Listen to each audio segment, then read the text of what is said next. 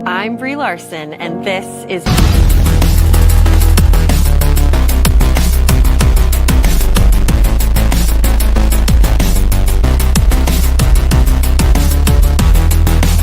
My name is Jeff.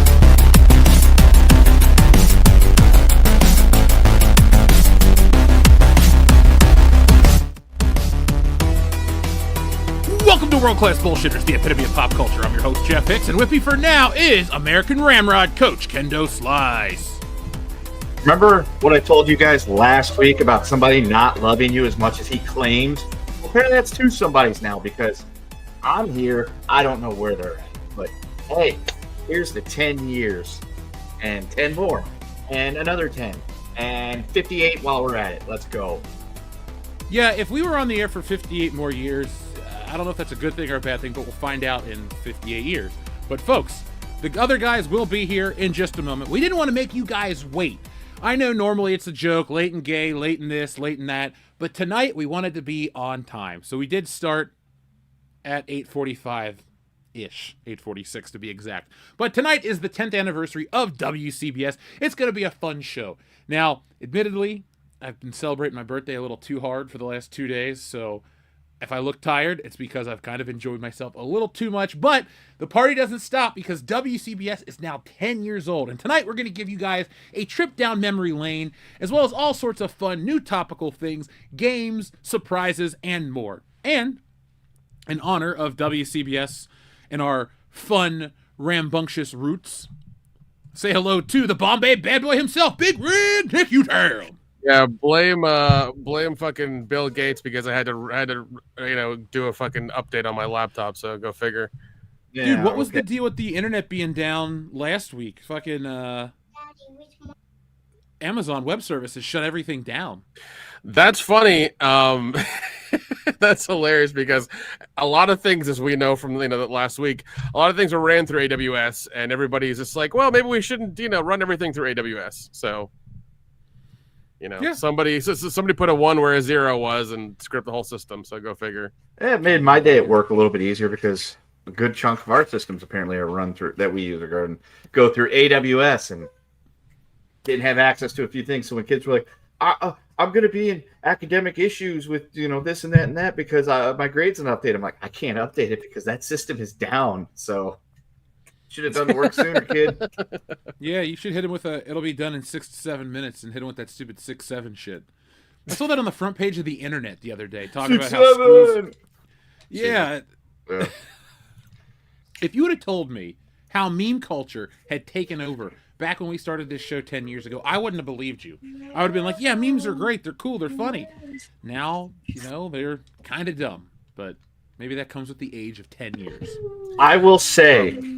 I used that 6-7 thing to great effect yesterday during the flag football game. We actually have a play for the girls team called 6-7 where I do that, and then all the girls start going 6-7 because it throws the other team off. They're like, what the hell is happening? And the play is literally where everybody goes short except one person, so the quarterback can air it out to show that even for a girl, she can throw the ball like 20 yards because then the defense is like, oh, shit, we got to play back. So then the next play is – the same play again, except for everybody goes long, draws the defense out about 15-20 yards, and the quarterback is able to scamper. And when she gets running, she's pretty elusive. So it worked. We got it for a touchdown on that one. So I'm like, yes, that will only work one time in this game. We cannot use that one again because they're on to it at this point. So it worked to perfection. So we'll use that again next week in our last game. 6-7. There you go. Now, we have more than 6-7 people watching this stream. Shout out to everybody who's joining us right now. We got a lot of familiar names, a lot of old names that are coming back. But we have names like Dr. Coffindales, who's been here since pretty much the beginning. Oh, yeah. We have Medio Surreal. That's a pretty cool name. Yeah, partied with Dr. Coffindales before as well. He's a wild dude. He's a wild dude. Yeah. It was one of the craziest nights we could never talk about because of who he's connected to. Nick... WCBS might be 10 years old, and people think of us as just, well, we've been doing this show for 10 years, but they don't think about how our lives have changed over the last 10 years, where we've gone, what we've seen, who we've known. And so Yeah. we can't really tell a lot of the Dr. Coffin-Nail stuff because secrecy is important and respect. Much like when we hung out with The Godfather. We cannot repeat what he told us about certain events. Yeah, don't worry, Dr. Coffin-Nails. We're not going to spill any of your secrets. That's only for Patreon. Yeah.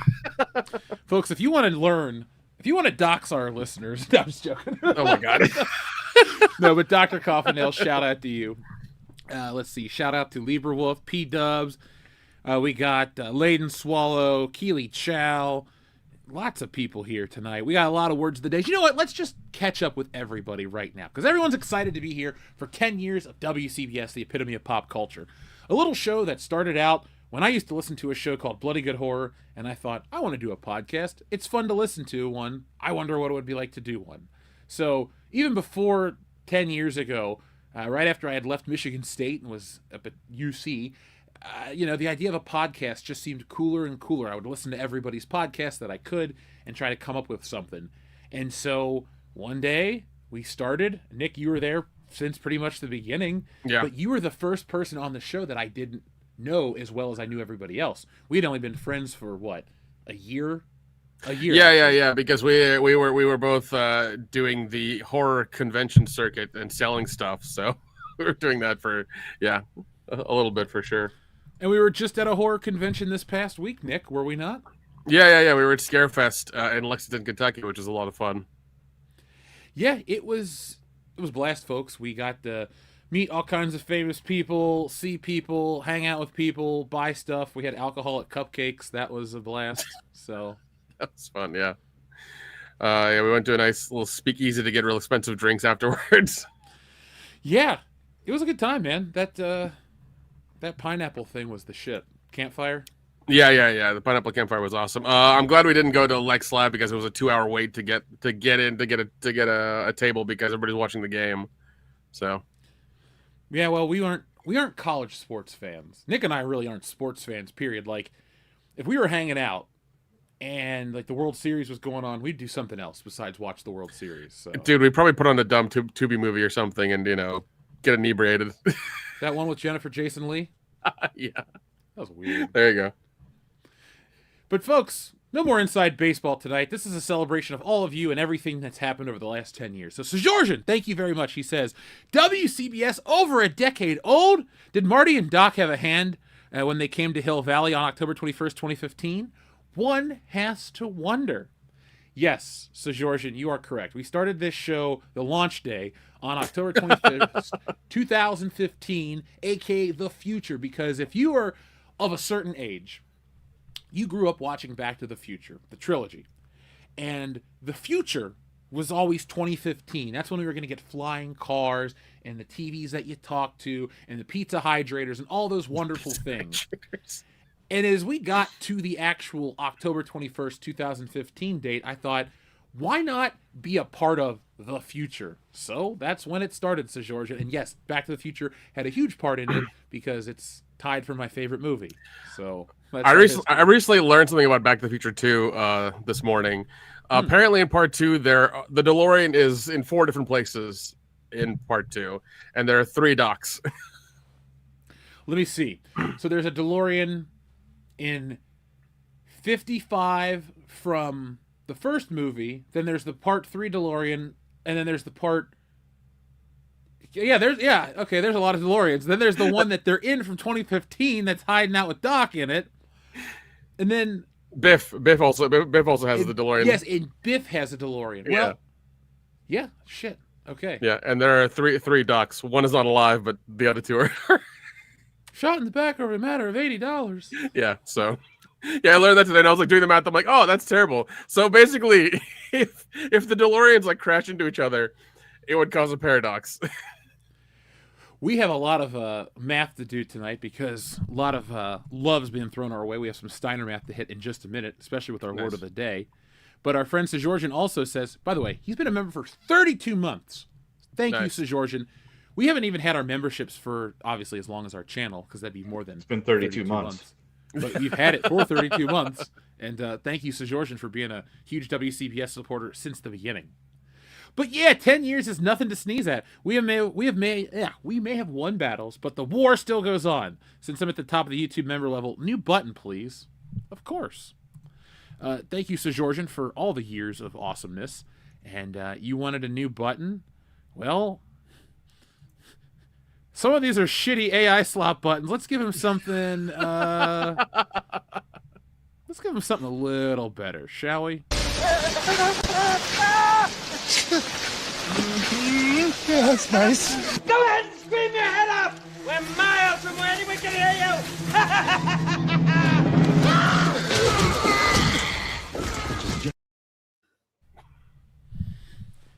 Dude, it's weird to think that there was a new Pee Wee Herman movie since we started. Yeah. And he passed away. Yep. I didn't do like a whole celebrities that have passed away segment because that'd be so many over the last 10 years. But Pee Wee Herman was just always one of my favorites. He was to me what Jim Varney was to you guys. That's fair. That's fair. Makes sense. But yes, Georgian, we have won a lot of battles. I think Star Wars, the fans have had the final say. If rumor has it that we're supposed to get the 50th anniversary edition of the original films in 4K. If that actually gets released and you get the original Star Wars on home video once again, then the fans have finally won the battle against Star Wars. Because we won the battle at the marketplace with the Force Awakens, Last Jedi, Rise of Skywalker. We always had won that battle. Because, yeah, you could trick some people with the nostalgia in the beginning, and it worked. But then everybody saw the garbage of The Last Jedi, and each movie made progressively less. So the fans have won that one. But there are so many new battles that the fans are going to have to face. AI integration to movies, corporations making dumber decisions than ever, streaming ripping you off, robbing you blind like a thief in the night. Yeah. But I mean, not to mention the diminishing returns of the shows they keep trying to pump out of Star Wars, and it just doesn't happen. You know, I mean, I think the newest thing the most recent thing we're getting is probably what, Andor season 2 or something, or has that already happened? That just came out, yeah. Don't even know. That's how much I care about it. Don't even know. There's like a cartoon, a gas shortage, a flock of seagulls, and that's about it. You know, that's where we're What song do they play? Space Age Love Song, of course. Oh, nice. That's a good one. Not a lot of people don't realize that they have more than just one song. But then again, that song also sounds an awful lot like the one that they're really well known for. And now that I say that out loud, they all sound like that. So never mind. Yeah. Yeah, a flock of seagulls is a haircut. That's what a flock. That's what it is. Yeah. It's really funny talking about a flock of seagulls the way we are, because that shit was before I was born. Like, oh yeah, like I wasn't even alive for a flock of seagulls. Neither were you, Nick and Kendo. If you were, they were out before me. Yeah, the flock. They were out before 28 years ago. A flock of seagulls. Yes. A flock of seagulls. Well, here's the problem. They were formed in Liverpool, and there's nothing good that ever came out of there No. in 1979. So they got big in 79, and I Ran So Far Away was 1982. So, yes, it does predate even me. Speaking of people that don't predate me, but also don't love the audience because they ghost them, Dion Green is here. That's why he's America's stepdad, not your real dad. They know that I would never leave them. I never abandon them. I would never turn my back on my people because I am the one, the only Dion Green. And I didn't make him pause the show. He paused the show on purpose because he knows he needed a little chocolate in his life. I'm back, boys. What's up? Now the show is good again. Woo! Oh shit! I didn't. Yeah, we just started, buddy. Well, I'm glad Dion came back with the milk and cigarettes. That's good. Yeah. He cared. What? He did come back with some cigars. What? There you go. Came back with beer. What? It's the 10-year. What? 10-year. What? 10-year. What? You're welcome. There we go. I'm back. We're here. Yeah. What? After I ate dinner, I kind of sat around for a second. I went, I can't believe it's been literally a decade of my life doing this show. Cool.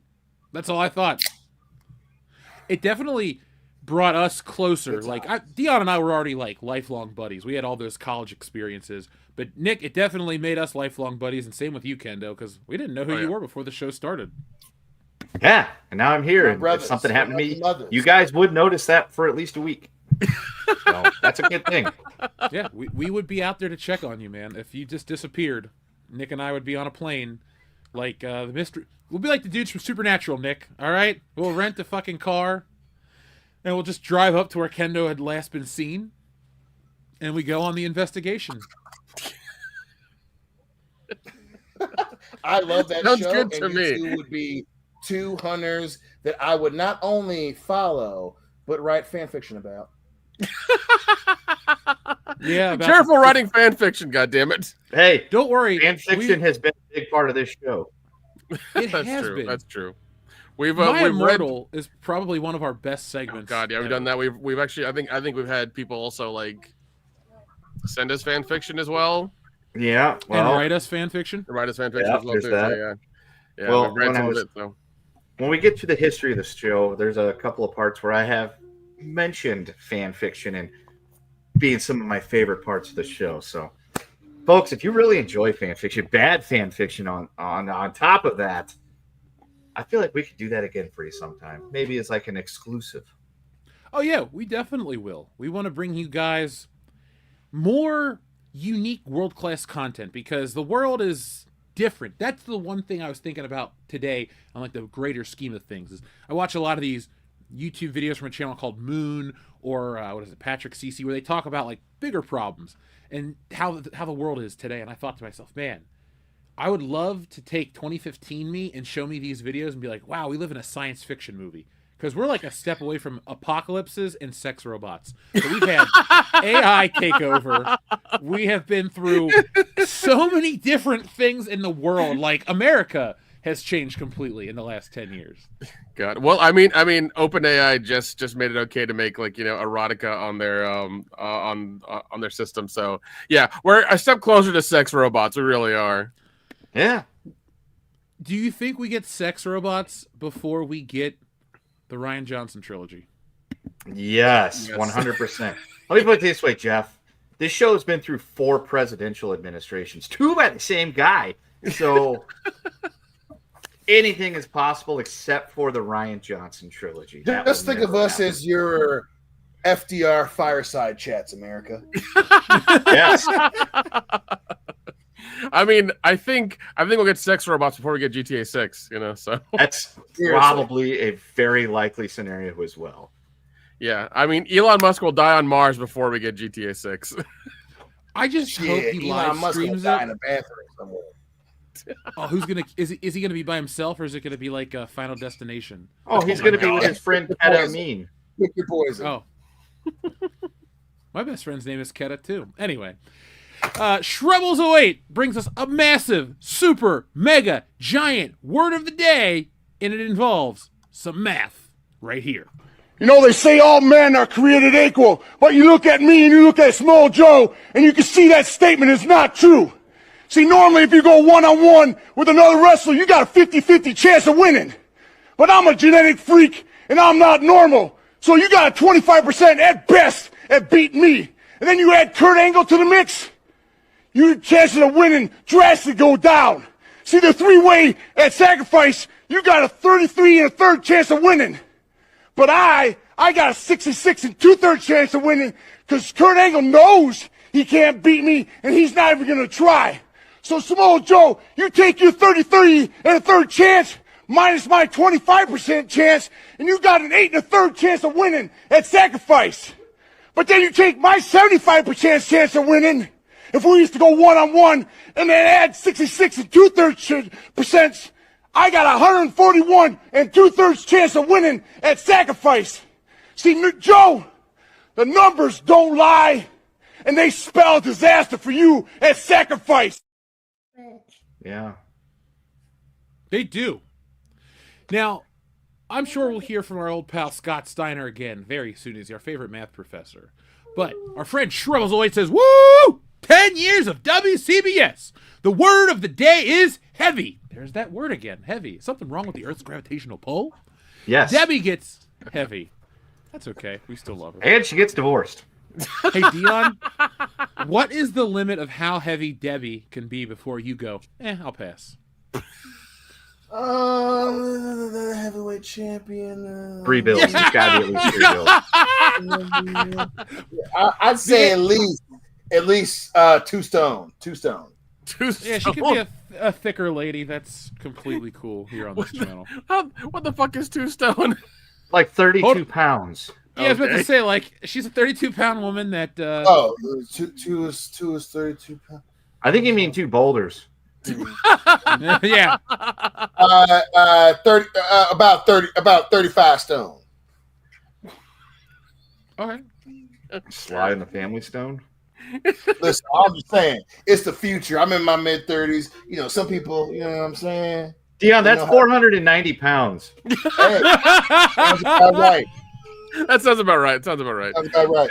Is that what Lena Dunham's up to these Come days? here, babe. I can fix you. Be like, right, hey, you know what the best type of exercise is? What? Oh, Come God. on, baby. I just want you to improve. Let's just start from day one. Thunderclap. I don't even know what the fuck is happening right now. Anyway, let's get back to the word of the day. We have Debbie Gets Heavy, Hot Tub Heavy Machine, How Stella Got Her Heaviness Back, Heavyweight Knockers, that's a good title, Heavy Horizons, The Heavy Wizard of Oz, My Big Black Ass Presents Heavy Throat, and back to the Heavy Brown. So we got an interesting word of the day, guys. Let's see. Heavy. Sisterhood of the Heavy Pants. Yeah. The Divine Secrets of the Heavy Sisterhood. The heavy man who fell to earth. Yeah, Heavy Boss decision. Heavy. Boss. Attack of the Heavy Woman. Or Attack of the Heavy Tomatoes. Yeah, I mean that's Walmart every weekend. Jeez. They're not tomatoes at Walmart, buddy. Oh yeah. Right? I know. He's just like, no more Walmart, please, Dad, please. Oh, he Enter- loves it there. Enter the heavy dragon, I guess. I don't know. Let's see. My big fat heavy Big wedding. black and heavy. Yeah. A fistful of heavy. Heavy snakes in the plane. I'm gonna heavy you, sucker. Heavy snake moan. Oh my God. That's dirty, Kendo. That's We can't say that on YouTube. That's just Lena Dunham and Samuel L. Jackson in a movie, and he's like, just get it with me. Oh. I don't think that's the type of movie Samuel L. Jackson appears in, Nick. Listen, if you pay him enough, he'll show up. Really? Yeah. So if I won the lottery and I paid Samuel L. Jackson like $40 million, he would star in a porno with Lena Dunham. Probably. Ugh. Probably. Because the man's not getting any younger. That's fair. Let's see. A few more heavy titles because our friend The Shrivel Fat and the always brings us Furious Heavy Drift. Mad Max Heavy Road. Oh my God. Let's see. Heavy and Loathing in Las Vegas. Oh God. Tinker Tailor. Heavy Metal Jacket. Tinker Tailor. Heavy Soldier Spy. I tried. I don't know. I like Heavy Metal Jacket quite a bit. That's 2 movies rolled into one. That's a portmanteau. Silence of the heavy lambs.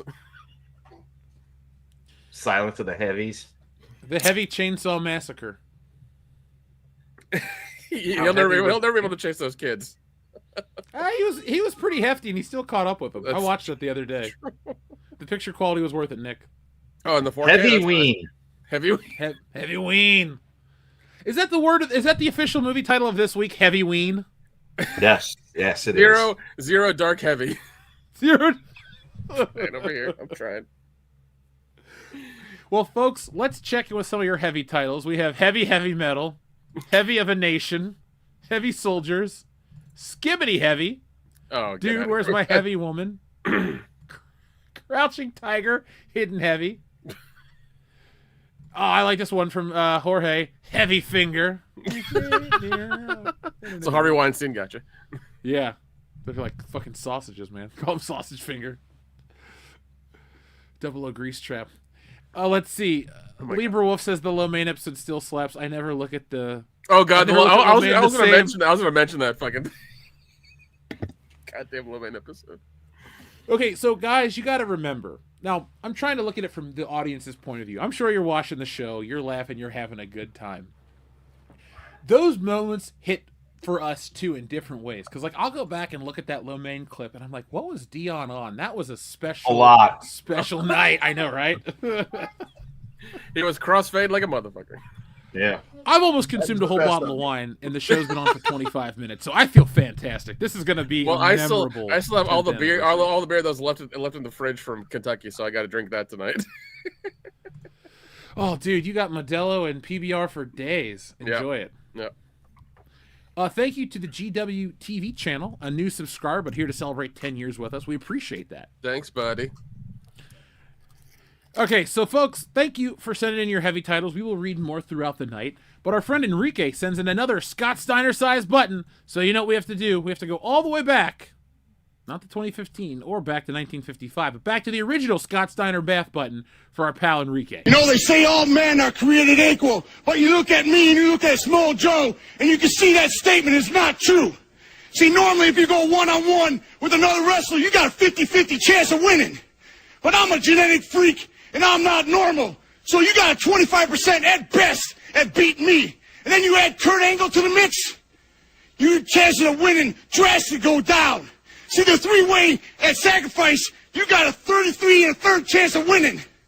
But I got a 66 and two-thirds chance of winning because Kurt Angle knows he can't beat me, and he's not even going to try. So, Samoa Joe, you take your 33 and a third chance minus my 25% chance, and you got an 8 and a third chance of winning at sacrifice. But then you take my 75% chance of winning, if we used to go one-on-one, and then add 66 and two-thirds percent, I got 141 and two-thirds chance of winning at sacrifice. See, Joe, the numbers don't lie, and they spell disaster for you at sacrifice. Yes, they do, Senior Joe. Yes, they do. Enrique, thank you very much for your massive Scott Steiner-sized super chat. Thank you for everything. He says, happy 10-year anniversary, WCBS. Jeff, happy birthday as well. Glad that something as horrible as the Disney Star Wars made a wonderful community. Jeff is the head honcho, Nick is the sand people hater, Kendo is the robotic head in 3035, and Dion as hard, tough uncle that won't understand this podcast in 30 years. Glad that I've met half, and hopefully we'll meet the other two one day. Detention and Pee-wee, please. We will get to those buttons in just a moment. I love that joke so much. Yes. You know, Dion, I would say it'd never get old, but in 29 years, we won't know what the joke is anymore because we won't understand it. Yeah. I was about to say, in 20 years, Dion, you won't be able to understand our first episode of the show. Oh my I'm just glad that I could be here to give you an intellectual example of history. Otherwise, you three fools would be lost to time. We talked about that this weekend when we were in Kentucky. We talked about 30 years from now that you can't understand the show. Oh my God! Didn't we tell it to Erica? We did. We did tell it to her. We had to explain that joke to her, but she got it. It's a good joke. Like, that's why it will never end. The audience loves it. We love it. Yeah, Enrique, yeah, you know, The Force Awakens is a movie that I hated, but it definitely changed my life in a positive way. Look, here we are 10 years later. We're still doing this, and it's awesome. It gave me the opportunity to do Stealing Solo. We have the sequel coming out. Be on the lookout for that, folks. But seriously, that one movie, while damning in many ways, I found positive ways to use it to make my life more fun. So, yes, I'm glad that this audience has grown. That's my favorite part. It's great sitting here with you guys on Tuesdays and Thursdays, and maybe soon on Wednesdays for Bracket Battle. By the way, folks, we do have an impromptu Bracket Battle planned out for tonight. Some of the biggest movies since our existence. We're going to figure out what is the best big movie to come out since WCBS came into existence 10 years ago. So, I got those ready, guys. We'll play that after we do a little bit of our history lesson. But, Enrique, also, too, thank you. Folks, we will have the P.O. Box back soon, but Enrique is a listener who became a real-life friend. Like, any of you guys can become friends. Just come to the cons and hang out with us. We love to hang out with people. But, Enrique, thank you. He sent me a Lego Batman the Animated Series Batmobile set. So when I have some space to put that up, that bad boy is going to be built on stream, and I'm going to put it up on the shelf, and you guys can check it out with me because, as you know, Batman the Animated Series is my favorite cartoon, and we have talked about that a little bit here on the channel over the last 10 years, and I'm sure we will talk about that show again in the future. But Enrique had a couple of button requests, and we will definitely get to those right now. First, from a film that really isn't an actual sequel, but a spiritual successor to a film that I love, Scary Movie, Not Another Teen Movie. You had enough yet? No. That's another one. So? You just say the word, I'll keep going. Go. Eeny, meeny, miny. Mo. Your mother was a... Ho. He was a famous clown. Bobo. Mitch, cut it out. Yeah, Mitch. Oh, that damn Mitch. Every time.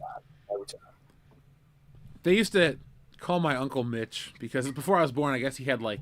Of course you had an Uncle Mitch. No. His name wasn't actually Mitch. They called him Mitch because he had like mood swings and temper tantrums. So it was a way of calling him a bitch without calling him a bitch to his face, and he never knew. Nice. He's also dead now, so he never knew. So. Oh my god. But Enrique, here's your requested Pee Wee Herman button. Yeah, that's nice. Go ahead and scream your head off! We're miles from where anyone can hear you!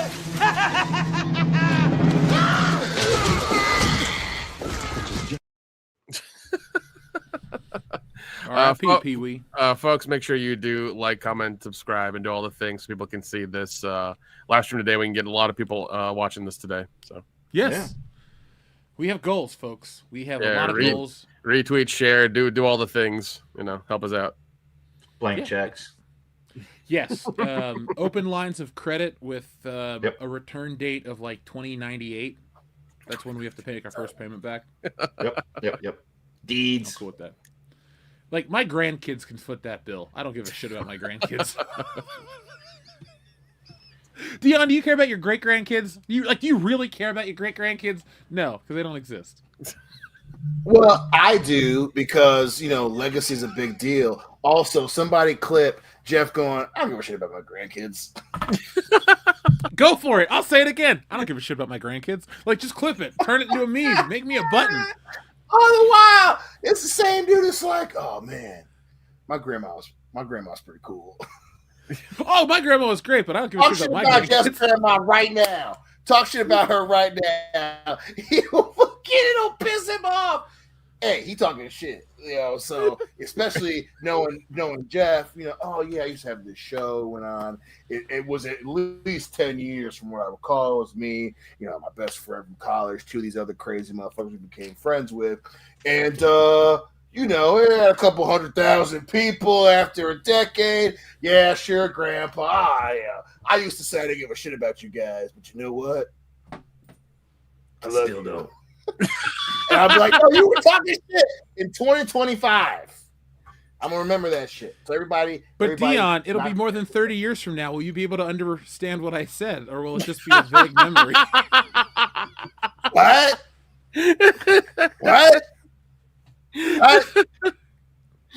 Hey, Clone Geek, what episode was that where we discovered that 30 years is the limit for It's been over a year for language for that show. It's weird, Nick. I watched Goldfinger the other day and I understood most of it. Maybe I don't have that deficiency. Maybe you don't. Maybe you're a special kind of guy.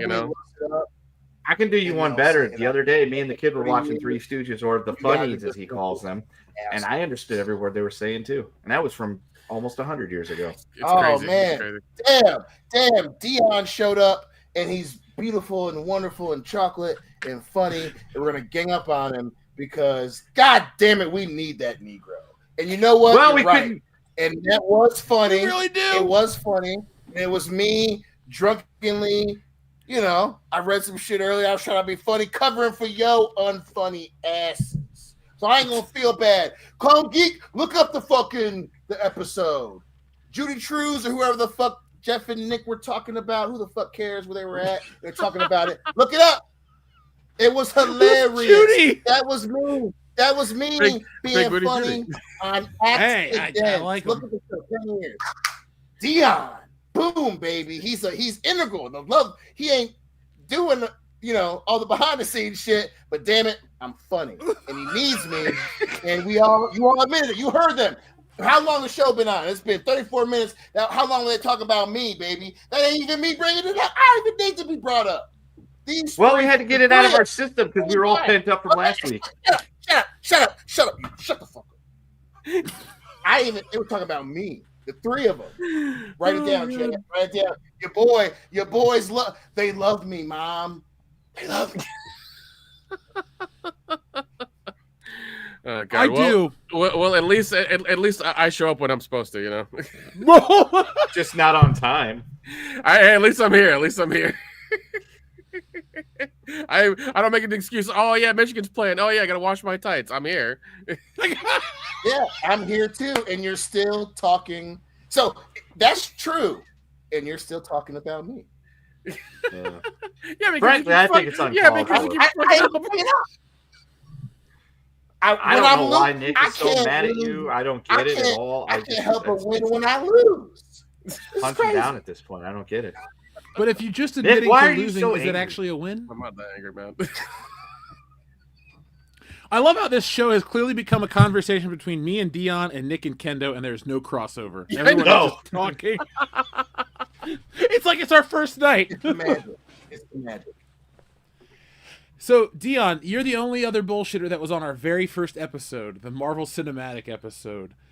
Remember when those shows took 3 hours and we had like we were recording on Skype? Dead air? Yeah, we were recording on Skype. Yeah, jeez. Dude, on Skype. That's the other part that's so crazy because Skype is dead. Skype died this year, but we're still here. Yeah, dude. Like we outlasted Skype, and we was. And listen, yes, the early shows, 3 hours recording that shit on Skype. Yeah, but I was just like, I could just like get drunk on a Thursday and talk about bullshit with my friends. Hey, I was like, I'm gonna ride this wave as long as I can. And even then, I enjoyed saying dumb shit like Dustin thinking that he was so smart. Oh my God. That's he tried to be so eloquent and controversial and just he thought so. Like it's just us talking shit, and then we talk shit to each other. Like don't get me wrong. After 10 years, I like where we're at now. This is the show. This is the show. But the fucking like the four of us get it. Like it's us talking on our internet show. Like you get it. Like we don't work ourselves into a shoe, brother. But good reference. But 3 hour long shows on Skype, and Dustin would work himself into a shoot, brother, but he thought that he didn't. And it's like, 10 years later, bitch. Well, he was trying to be the contrarian of the group, and that didn't work out. Yeah, I remember the episode where Jeff legitimately got angry. Oh yeah, that one. That's a note from my OG era, which is where I wasn't on the show yet, and I was always excited because I knew Thursday nights, this show that I just started listening to just came out. I can't wait for it to pop up on YouTube or wherever because it was before it was on the Bean. And I'd lay there in bed listening to the show on a Friday after I got home from work. And then one night I was dozing off and I could Jeff started yelling. I'm like, what the fuck did I miss? Did I imagine that? And I had to go back and try to find it. The part where he legit got pissed off and yelled at Dustin and just closed out the show. I'm like, that really happened. I hope this show doesn't end. I hope they're back next week. And they were. Yeah, I've only seen Jeff lose it like twice. That was one of them. Yes. I'm pretty composed. You are. There was the episode with the thumbnail that had Dan had died, and I legit thought he had died. So I was like, shit, that guy's dead? Man, that's crazy. I don't even remember what did he ever do on the show? And so yeah, there was just that. I was a mark for the show before I became a mark for myself on the show. It's great.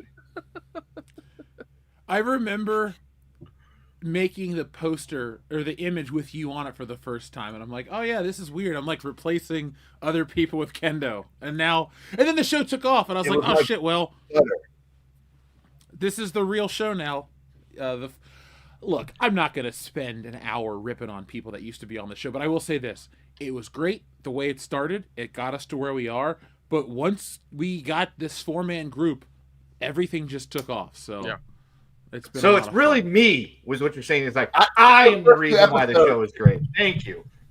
The first few episodes Kendo was the great white hope we needed. Yeah, we needed a white guy, and then it was good. Seriously, those first few episodes, I was like, I could be friends with this team. Yeah, and then we go to WrestleMania in New Orleans too, and Jeff's like, we're gonna have a great time. We're gonna have a great time, and Kendall's gonna be there. Yeah, I know it's gonna be cool. We've been on the show, and I'm like, oh shit, like, but it's like first date, like you're also forgetting the fact that we'd actually met each other months before then. No, but it was like the first, like, you know. Yeah, you came we to literally twice. shared an Airbnb with each other at a guy's house that ended up getting robbed. That was 2 hours after we left. where someone ended up getting robbed after we left. Oh my god! That fucking that Airbnb, Jesus! I remember that story. Which one got robbed? Was it wasn't Camp Kidney. No, it wasn't. No. This was what was the dog's name, dude? Oh fuck, I don't remember, but that dog was cool as shit. So it was Royal Rumble of that year when they were going to do the 2 Rumbles and everything like that. And Dion came down for it. I came out to Cincinnati for it. I stayed somewhere else because we hung out the night before Dion came down. And then Dion and I literally I was like, hey, dude, I can only get to stay at Airbnb for one night. Can I stay at yours? And he's like, yeah, I'm your message guy. And he's like, hey, I got a buddy coming. Is that cool? And the guy was like, yeah, whatever. That guy was cool as shit. And so Dion and I stayed there for 2 nights. And then we left. Wait, hold on. Work or whatever. Dion and I left, locked up, did everything we were supposed to, like responsible adults. And then like later that day, Dion messaged me, goes, hey, did you notice anything weird going on? Like any like whatever? And I'm like, what do you mean? He goes, literally the guy messaged me that somebody robbed his house today. We're like, what? No. And my first response back to Dion was, is the dog okay? Because the guy was cool. His shit's replaceable, but that dog was awesome. And the dog is. Hold on. Wasn't there? Wasn't there a thing that happened? Wasn't there a thing that happened where like Dion got too drunk and he had to like sleep in his car for a bit, and they had to go out and get him? He slept in my car. Okay, you must have your car. Yeah, it was his car, not mine. Yeah, like I remember there being a story of like Dion being too fucking drunk and he had to like sleep in somebody's car. We were out. I don't even remember what we were doing, but we were out. Dion passed out in the back seat of my car. We dropped off Jeff, and I'm like, I hope Dion wakes up before we get back to this B&B. He didn't. So I cracked the windows, locked the car. I'm like, when he wakes up, he'll have an idea. Because I was like smacking him on the leg. I'm like, Dion, hey, we're back. Dude, get up. Nothing. It was like trying to wake you up when the goddamn fire alarm was going off in Schaumburg. Yeah, I know. I was just like, look, I'll crack the windows. Dion seems like a smart enough guy that he'll wake up, he'll know exactly what happened. He'll be like, I passed out and I'm in Kendo's car. There's where we're staying. I have the code on my phone to get in. And he did, because he came walking into the room at like 4:00 in the morning. I'm like, oh, good, he's awake and he's alive. That's fantastic. Then the next day we just went out, we got brunch and hung out. It was great. But yes, Dion. First real day of hanging out with Dion, he passed out in my car. Yep. And slept in my car. Took a shit in the street. That's the thing I remember. Because we went to that brewery, and I was like, fuck it, dude. Because that was the same one, obviously, with it being the first time, where fucking I got down there and D2 was sick. And Hillary called me freaking out. I remember this. You remember? You were like, he's gonna be fine. I was like, the fever. You're like, baby, it's just a fever. Calm down. He'll be okay. I would give him an ibuprofen, and then, it's gonna go down. And then I had a fucking great time there, and I just woke up and I was like, oh fuck, oh shit, I'm in Kendall's car. Oh shit, and I had to take a shit. Couldn't wait. I just leaned down his shit, pointed towards the curb. And boom. This is a new story to me, folks. I have never That's heard a new this story to me, too. I didn't know about that one. Yeah. I was saving it for Hillary. Hey, Nick. I said the shit part. Yeah. I told Hillary to be taking Do you have any like fecal related stories of Dragon Con that you haven't told me? Like when I went off to the, when I was hanging out with Michael from Retro Blast, and did you go off and like take a shit in the No. Or something? No. Okay, cool. No, I'm gonna shit in the escalator. No, that's what I'm gonna do. No. That would be a lot cooler if you did, though. Could you imagine the uproar at the convention? That would be hilarious. I'd have to clean the whole fucking hotel out. It would piss so many people off. 2029, Nick. Goals. Oh my Hashtag goals. Jeez. I had no idea Dion stuck his ass out of the car. I didn't know let that it one go. either. I just know he slept in my car till about 4:00 in the morning. Well, the funny thing too is I'm like, dude, this is crazy, but I'm definitely not getting shit on this guy's car. I just met him and he's a cool dude. I thought about it. I'm like hungover. Oh fuck, man. I'm like, oh, but I was parked right behind him, so I was like, oh, I can adjust, But that first run, I was on that silver G6, and I was just like, don't get out of this car. I'd be like, dude, it's cool. We can go hose it off. Well, yeah, you're my boy now. I'm not shitting on a brand new homie's car. You know what I mean? We need I'm gonna make adjustments to make this sure needs that to be made into a movie. Best time. This needs to be made into a film. Oh god, you couldn't even go inside and just take a shit in that bathroom. You had to do it out in the street. Well, that guy had one of those little code things to get into the house. So yep.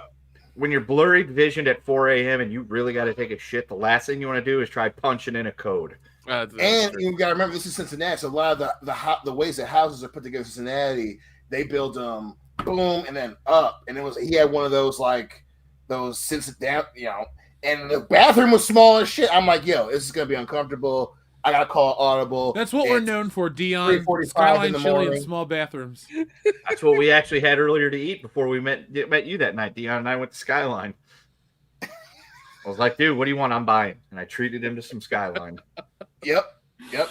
Oh god, yeah. The first time I met Kendo was in I think it was in New Orleans. It was New Orleans. Yeah, when you brought the fucking luggage cart full of beer. No, there's a luggage cart of beer from the bottom to the top, just entirely beer. Like I asked Jeff how much to bring, and he said enough for us for the weekend. I'm like, okay, that's the like man was there to fucking party, and he came to goddamn party. Okay, and we didn't finish it by Monday Night Raw because Dan and I tried to put a dent in it, and Kendo bought a shit ton of beer. Yeah, it was a godly amount of beer, and it was just wonderful. Like this, just I think I want to see the luggage cart stayed in the room the entire time because of just the amount of beer. It did. Yeah, it's official. Next time, Kendo, you ask us how much beer to bring, it's just going to be a New Orleans amount. That's the New Orleans amount. That's the New measurement. Orleans amount. Well, I got a credit card for emergencies, and that would be an emergency situation. Be like, see how much we can get on this thing. Folks, next year, 2026, WCBS will finally be in the room together. We're finalizing the plans, but next year we'll be at a con together, and it's going to be a riot. So if you are having fun listening to us, get on a train, get on a plane, get in your car, drive on down to the Lexington Comic and Toy Show in early 2026, March 26th through the 29th, and hang out with the WCBS crew. It'll be a reunion of sorts, and you won't want to miss it. It'll be our first show of the year. It won't be our only show, but it might be the only one where all four of us are in the same room at the same time. And you know what we're going to do, guys? We're actually just going to get 4 other people to work the table so we can just go fuck around the whole time. And then, Dan's like, hey, man, I sold a bunch of books. I'm like, thanks, dude. And he hands me the money, and then we walk off again. And you just got to find on the con floor. Listen, 10 years, you know what I'm saying? We got respectable numbers, 65 million, Dion. We've been listened to over 65 million times on YouTube. Ooh, shit. Yeah. I got an email the other day. Well, you know what's going to happen when we do the Lexington Toy Show again? We're going to get another blue-haired person to come by the table and scoff at us. She literally will just yell at me, right? She will. She'll start looking, and she'll be like, black guy. Probably a black guy, brown. That's the guy that's responsible. And I'm like, no, you gotta remember, you fit. They don't get so mad at you so more. You're that disarmed white brother. You know what I'm saying? He got one Negro, an Indian dude, Did you say a wooden Negro? Hybrid, what's a wooden Negro? He's all right. Indian in the cupboard, man. Yeah, man, he got a black dude, the Indian in the cupboard, and Kate Beckinsale's hybrid child from the underworld. Oh my God. I'll take it. Oh my God. I don't even know what it means. The hybrid. Wrong type of Indian in that cupboard, but okay. Yeah. It was the 90s. They were doing their best. Yeah, Henri. Look. And I love that movie. Oh my God. Let me check in with the audience because I'm going to check in with the audience. Okay, and we have an audience. I got some beer with my name on it since I polished off that bottle of wine. This is going to be maybe not an aquarium stream, folks, but you only get to celebrate 10 years once. Nick, That was a good night. like I said, Yeah. Nick, I drank this whole bottle already, so I'm feeling Oh shit. Yeah, I might have to go get the other ones out of the fridge here in a minute. it. You know you do That- because it's yes. We need to get this to be. That should be our next action figure line. The drunken ones? versions of us: Wino, Jeff, crossfaded Dion. There would be I want to no have an better action part. pose. You're the best. You're the best. Listen. Crossfaded Dion will be Dion when he was sprawled out on the beanbag at Camp Kidney. No, man, crossfaded Dion just randomly disappears and sends you Snapchats at 3 a.m. There you go. Look at these It's happened people. once. Who are they? One time. Yeah, but Dion, No, but the it was fact the greatest time ever. It was memorable. that you didn't mentally recall it, you had to go to your step and be like, "What the fuck happened?" Oh shit! To this day, Those To are hours this I'll never day. get back in my life. Those were your I words. literally don't work. Like Jeff was like, "Hey, I will never forget it," because I was like, "That's never happened to me before," and he's like, just don't make that a habit. Jeff was trying to be cool about it. He was like, "Hey, man, like, we having a good time and shit, but like, you can't We just were be very. like." Here and, You Yeah. can wander around Yeah, New Orleans We're at in a night. completely foreign city. Yeah. Yeah. You know how hard it would be to go around and be like, we're looking for our friend. He's missing. He's a black guy, about 6'2". They'd be like, okay, so that really narrows it down in New Orleans. Well, Dion's slightly taller than your average bear in New Orleans. So. Does he play basketball? No, he doesn't. He's not that tall. Oh shit! And he's not big enough to be like a lineman. But I'm a shorter lineman, but I'm still 6 foot even. So what? He like plays golf or something? No, I could that's be just I could disrespectful, be Nick. a lot of things. I could be your respectful Caddy? community. You could have. garbage. Oh, what? I could be your respectable community bar doorman. 6 foot in regular America, you're a giant at 6 foot. That people. Oh fuck, that Dion. That's that black dude that works down at the Riv. And then I just walk up to the Dion at the Riv, like, "Hey man, what's up?" And I have to like look down at you, like, Hey, "Should I be remember the in bouncer college- now?" Remember in college when it was you, me, and Jake went to that dude's apartment, and the chick answered the door. There's 3 guys at the door. Fucking Russell. Yeah, And it was upstairs fucking because they 3 wouldn't stop guys at the wrestling. door, and they looked pissed. Yeah, they were like, "Sorry." That was funny. Those were some. I think Jake referred to them as squirrely white dudes, right? Yep. Well, they're Michiganders. Skinny Michiganders. They was alright. They were alright. But he was crying and shit. If you're a skinny Michigander, according to this show, you're all right. Yeah. bringing the Midwest back together. I'll never forget New Orleans when we were walking down that street and the guy's like, "We have white women," and just Dion turns on his heels with that inquisitive look on his face, and we had. To Hey, go I back. followed you right in there, buddy, right into the lion's den. It was hilarious, fucking Hey hilarious. man, it brings us all together. We was all just have like- our vices. It was just You one of know those what I'm things where, like, saying? he's yelling at. I mean, he's just like, "Oh, we got this, we got that," and he just like, and our general direction, he's like, "White women," and Dion's like, "What?" It was bullshit though. We At least went the in, we police ordered some forces weren't Dos there. Equis, and they didn't have white women. They didn't. There was a black lady on stage, and we were like, "This is a lie," and we left. Hey, the street hype men, well, they will lie to you, and we learned a very valuable lesson that sometimes when someone goes after the weakest link in our chain, which is you, with his Yeah, right, which apparently with was his you. Hey, so I said it. Why you gotta say it like that? Just confirm. I would never admit to being the weak link, but okay, Dion, you're a greater. It's me. stronger If than I'm the I. weakest link, we're doing all right. You know what I'm saying? You know what I mean? If I'm the weakest link, you know what I'm saying? You know, y'all in the I actually business, do know what you're saying. you know, white boy is a teacher, you know what I'm saying? And then there's Dion, you know, and he's, you know, sometimes easily snaggled by white strippers. We And all are. Snaggled? if I'm the weakest link, boys, I think we're doing pretty damn good. I saying. like So does that the make logic Nick the behind missing that. link? Fuck you, Kendo.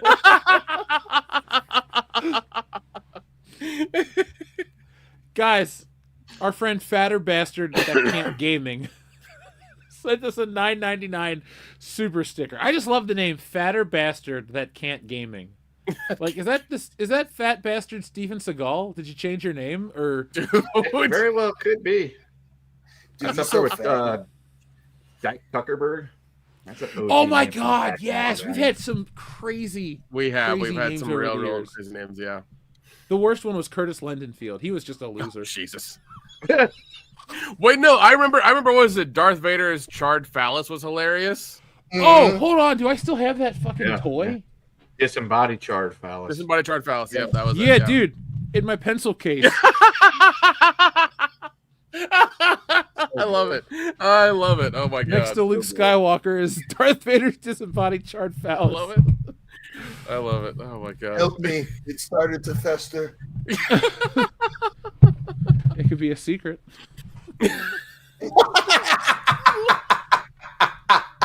God damn. That's really in the movie too, by the way, America. It's really in the movie. Episode 2 has some bad dialogue, but It would is get worse. it is such a questionable movie.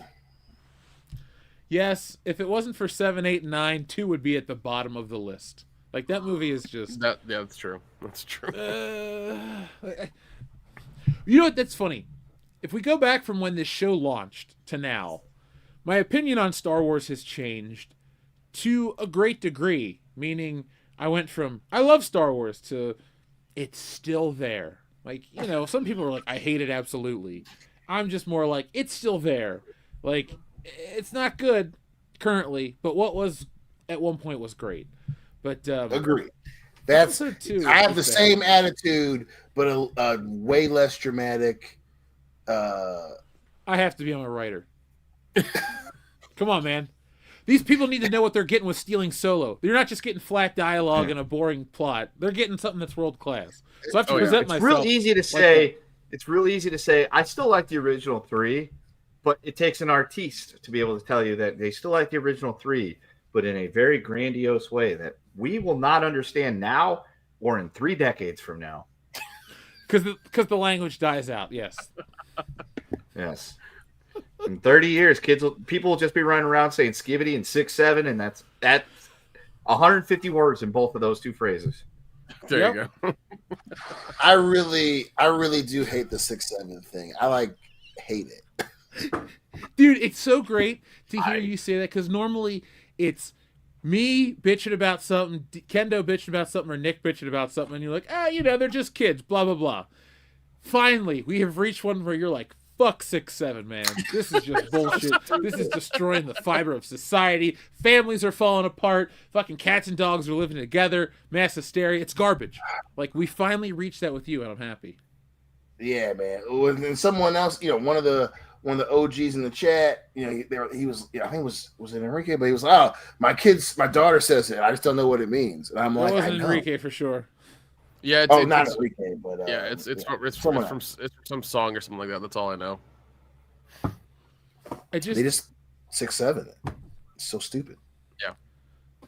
It's not funny, but whatever. We don't. That doesn't. I That made demographic one of the doesn't listen to our cheerleaders on the show. bus cry because Buster was like, how many kids you got? And I was like, okay, let me count because now the cheerleaders are on our bus.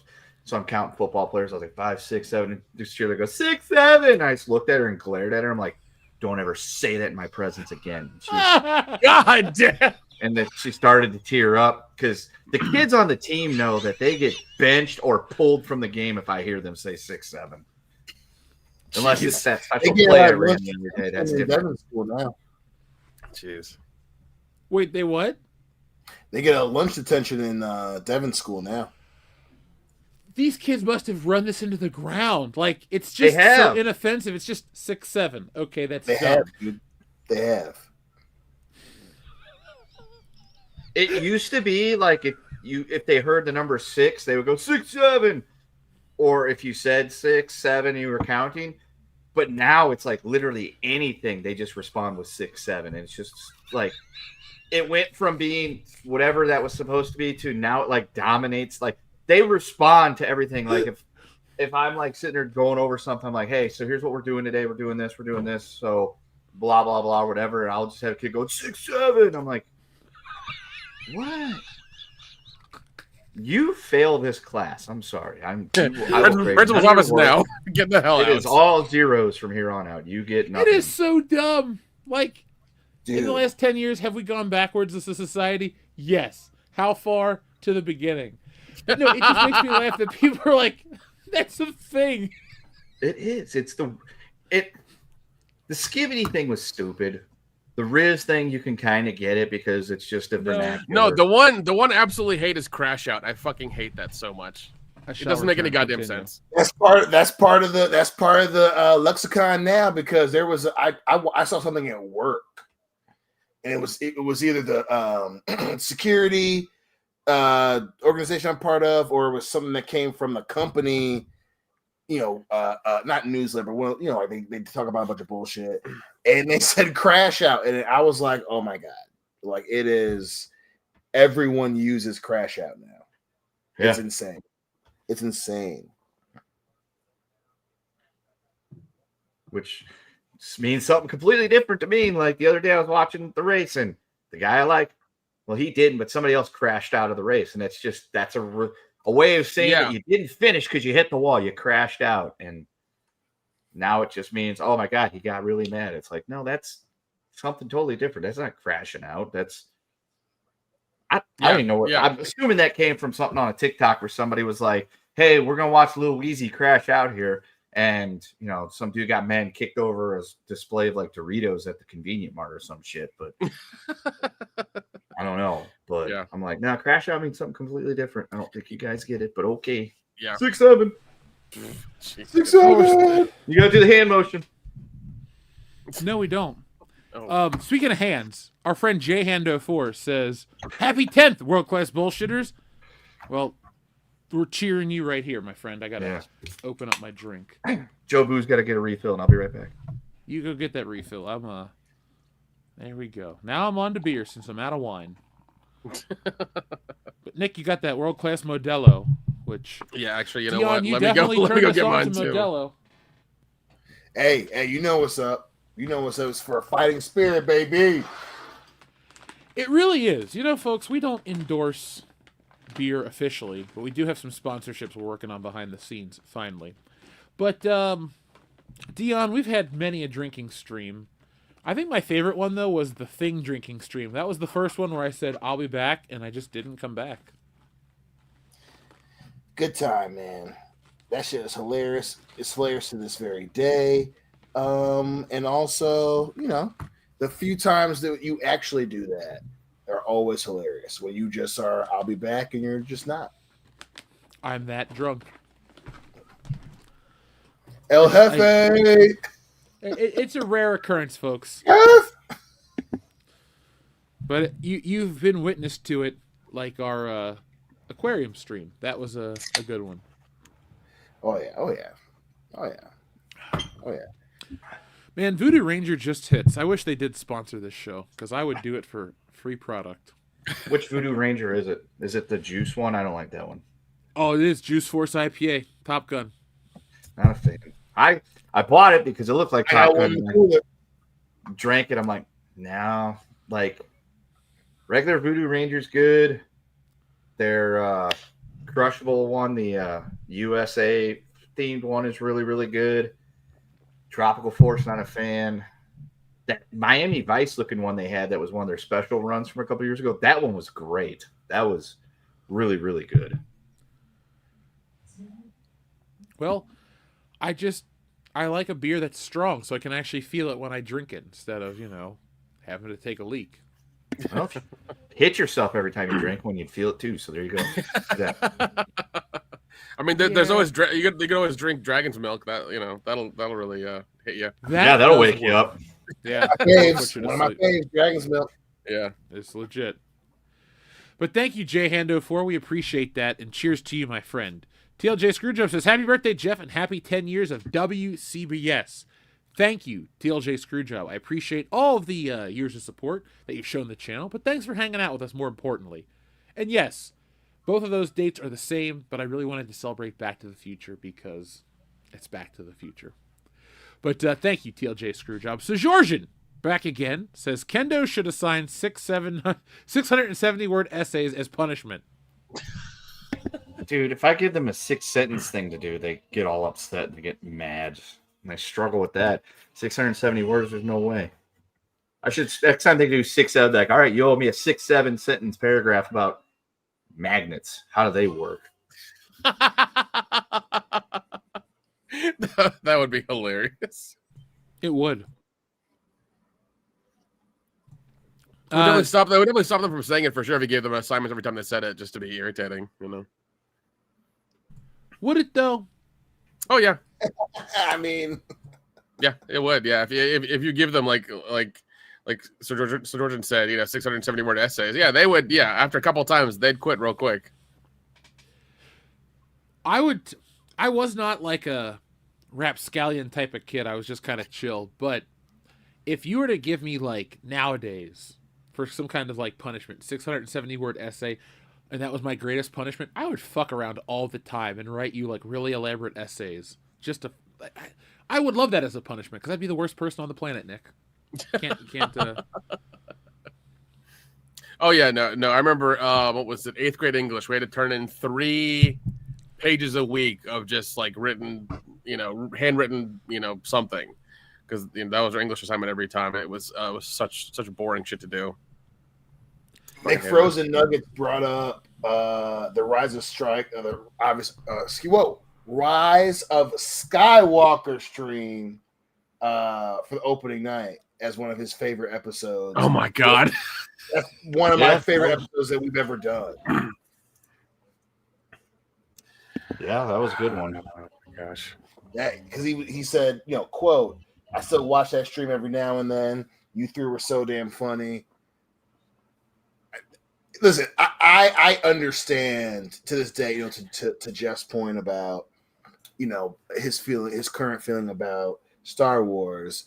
I get it. At the same time, as bad as Rise of Skywalker is, it has a very special place in my heart because of that episode. Because we were, oh god, I ordered a shit ton of like White Castle and rallies. Yeah. You fucking went and got, oh my god, like that movie's bad, but I can watch it back and be like, we rented a house. I cannot watch it. I cannot. Yeah, watch that was Camp Kidney. Yeah, yep. Dion, I haven't watched it since. I watched it that one time, and that was it. Like, I can watch The Room unironically. I can watch almost any other movie. Megan 2, I found quality in, but I could not find any in The Rise of Skywalker. Therefore, I will never watch it again. Yeah. Never. That afternoon, before the movie, while we're waiting for you, I think we watched The Force Awakens, or we tried. And we did the day before. Okay, we did it the day before. Because we did a live stream. Okay, and then I don't even think we bothered with The Last Jedi, and then you guys learned, at least Jeff learned, what happens when you put a disc in the microwave, because he had no idea. Oh yeah, that was a good day. Like you've never put a disc like this in the microwave, dude. What the hell are you doing? You're like, check this out. It only lasts for a brief second, but it's pretty cool. The only reason I owned The Last Jedi on disc is because I was doing that stream with Ethan Van Sciver, and he's like, "Yeah, we're gonna talk about the movie," and I was like, well, this is a big DC artist. I have to take this professionally. So I went out and I bought that at a Best Buy that no longer exists. And I watched every special feature and did all this shit. And, well, it worked out because that really started the whole Fandom Menace thing. And that really helped everybody out too. So, yeah, thanks, Last Jedi, you terrible movie. You changed our lives too. Yeah, I still remember Dion audibly in the theater just being like, "Oh my god, come on!" Yeah. It was so bad. It was so it was so funny, man. Like being One of the there. few times where I was hoping we would get kicked out of the movie. Yeah. Which is hilarious because to this day I was like, I didn't realize that we almost got kicked out. I mean, I'll put it like this, Dion. There is a limit of fatigue that Kentucky will allow. You were not close to that line, so don't worry. Yeah, that usher only came in twice. The first time he just looked around with his flashlight. The second time he looked a little bit closer with his flashlight, and that was it. Like, he never even came up and said anything. But there was definitely an usher that came in and kind of gave a poke around to see who was the rapscallion in the theater that night trying to cause the troubles. And it was like, seriously, if he would have been like, if you guys don't stop it, I'm making you leave, I'd be like, please do. Okay, I don't want to be here because this movie is fucking awful. I would think it gets us back to the stream even sooner, and our stream will be even bigger because it won't even be. This is what happened with the movie. It would be this movie was so bad that Dion audibly got us thrown out because of his complaints and gripes with the movie, and we're okay with that because it was a piece of shit. Oh my god! But she's all the Jedi. Dude, there's so many, man. I still like, how do you write fucking. How do you write? Even if you're a corporate, like, I get it. I didn't buy into it then. I don't buy into it now. But even if we pretend like, oh man, it was JJ had the first one, and then it was Rian, and then they just thinking, and then he was doing an FU. Even if we believe in that high school bullshit, right? Like, there are people who read it and they were like, okay, yeah, this is good enough. Like, it's just, I'm all the Jedi. Like that, even if you write that down, you're like, that sounds awful. Even if you do oh man, Dion, somehow he returned. Dion. Like, it's a meme now. It's a meme, and it's a funny meme. But to be there in the theater after I had been drinking, and I got my friends with me and shit. We're taking this shit seriously. We're like, hey, this is gonna, my friend's doing a business venture, and we're watching this shit. And like the everyone in the theater, somehow Palpatine has returned. And to hear a room full of people groan. It wasn't just me. I was just singled out because of all of this. Yeah, because you're from Michigan, we know. It wasn't just me. It wasn't like everyone. That movie was so bad. That's why I'm so confused. I was like, there were multiple people being like, you got to be shitting me. No, Dion, like, I still remember the trailer for this fucking piece of shit. There were horses on the outside of a goddamn spaceship. I sent you guys. That was my literal memory from 6 years ago yesterday. Yeah. That is the day the trailer dropped. We were doing the podcast, and the trailer for that movie hadn't even come out yet. It hadn't, like, that was like the big thing. It's like on Thursday Night Football, they'll be at halftime. It'll be the trailer release, blah, blah, blah. And because we're like, okay, so the trailer's going to come out during the podcast. Great, whatever, because we were doing it live by that point. And the trailer came out, and we watched it, and there was sporces on the side of a Star Destroyer while it was flying in the air and fucking galloping along. And then the coup de grace to the whole trailer was that it popped up and the rating was NR, which means the Motion Picture Association hasn't even given this a rating yet because they haven't even had it long enough to be able to go through it, which means this movie that's coming out in like a month just got fucking finished. Yeah, because we heard they were like still doing reshoots like 6 months before it came out and everything. Like, we heard they were trying to fix it as much as they could, and they just couldn't do it. It was just going to be terrible. And it was. Yeah. I mean, even when we were at Star Wars Celebration, they announced Palpatine, and we're just like, what the fuck? We all went like, yeah. We all were like, what's going on here? You had that teaser trailer where she kick flipped over the tie. Laugh, right? Mm-hmm. Because he came out on stage and it's like, play it again. Yeah. That was probably one of our coolest moments so far. The night we went to that bar and had the whole big fan meetup and everything. That was a lot of fun. Yeah, that was fun. But dude, yeah, that fucking trailer.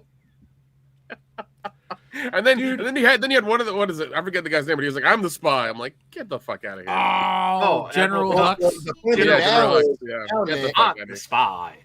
now, Nick, so that's perfect you bring that up. So now the online zeitgeist is Hux was always the comic relief.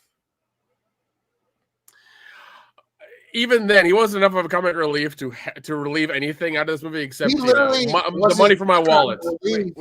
Hang Until on. that moment. And the internet thing is because you always got your sequel loyalists, right? It's Star Wars, so they're the generation of Star Wars fans that two other generations of Star Wars fans are like, ugh. But they're like, oh, he was always the comic relief. You mean when he became comic relief in the third movie? Exactly. That's always the comic relief. Well, yeah. I remember, was it the first movie or the second movie when he was doing his best Himmler impression, giving the speech to the New World First Order? First movie, first movie. Yep. I remember watching that and being like, I think I understand what they're going with here and what kind of image they're trying to portray. Never once did I say, damn, that's a zinger. What a let me slap this knee with how funny. I almost started laughing at the speech.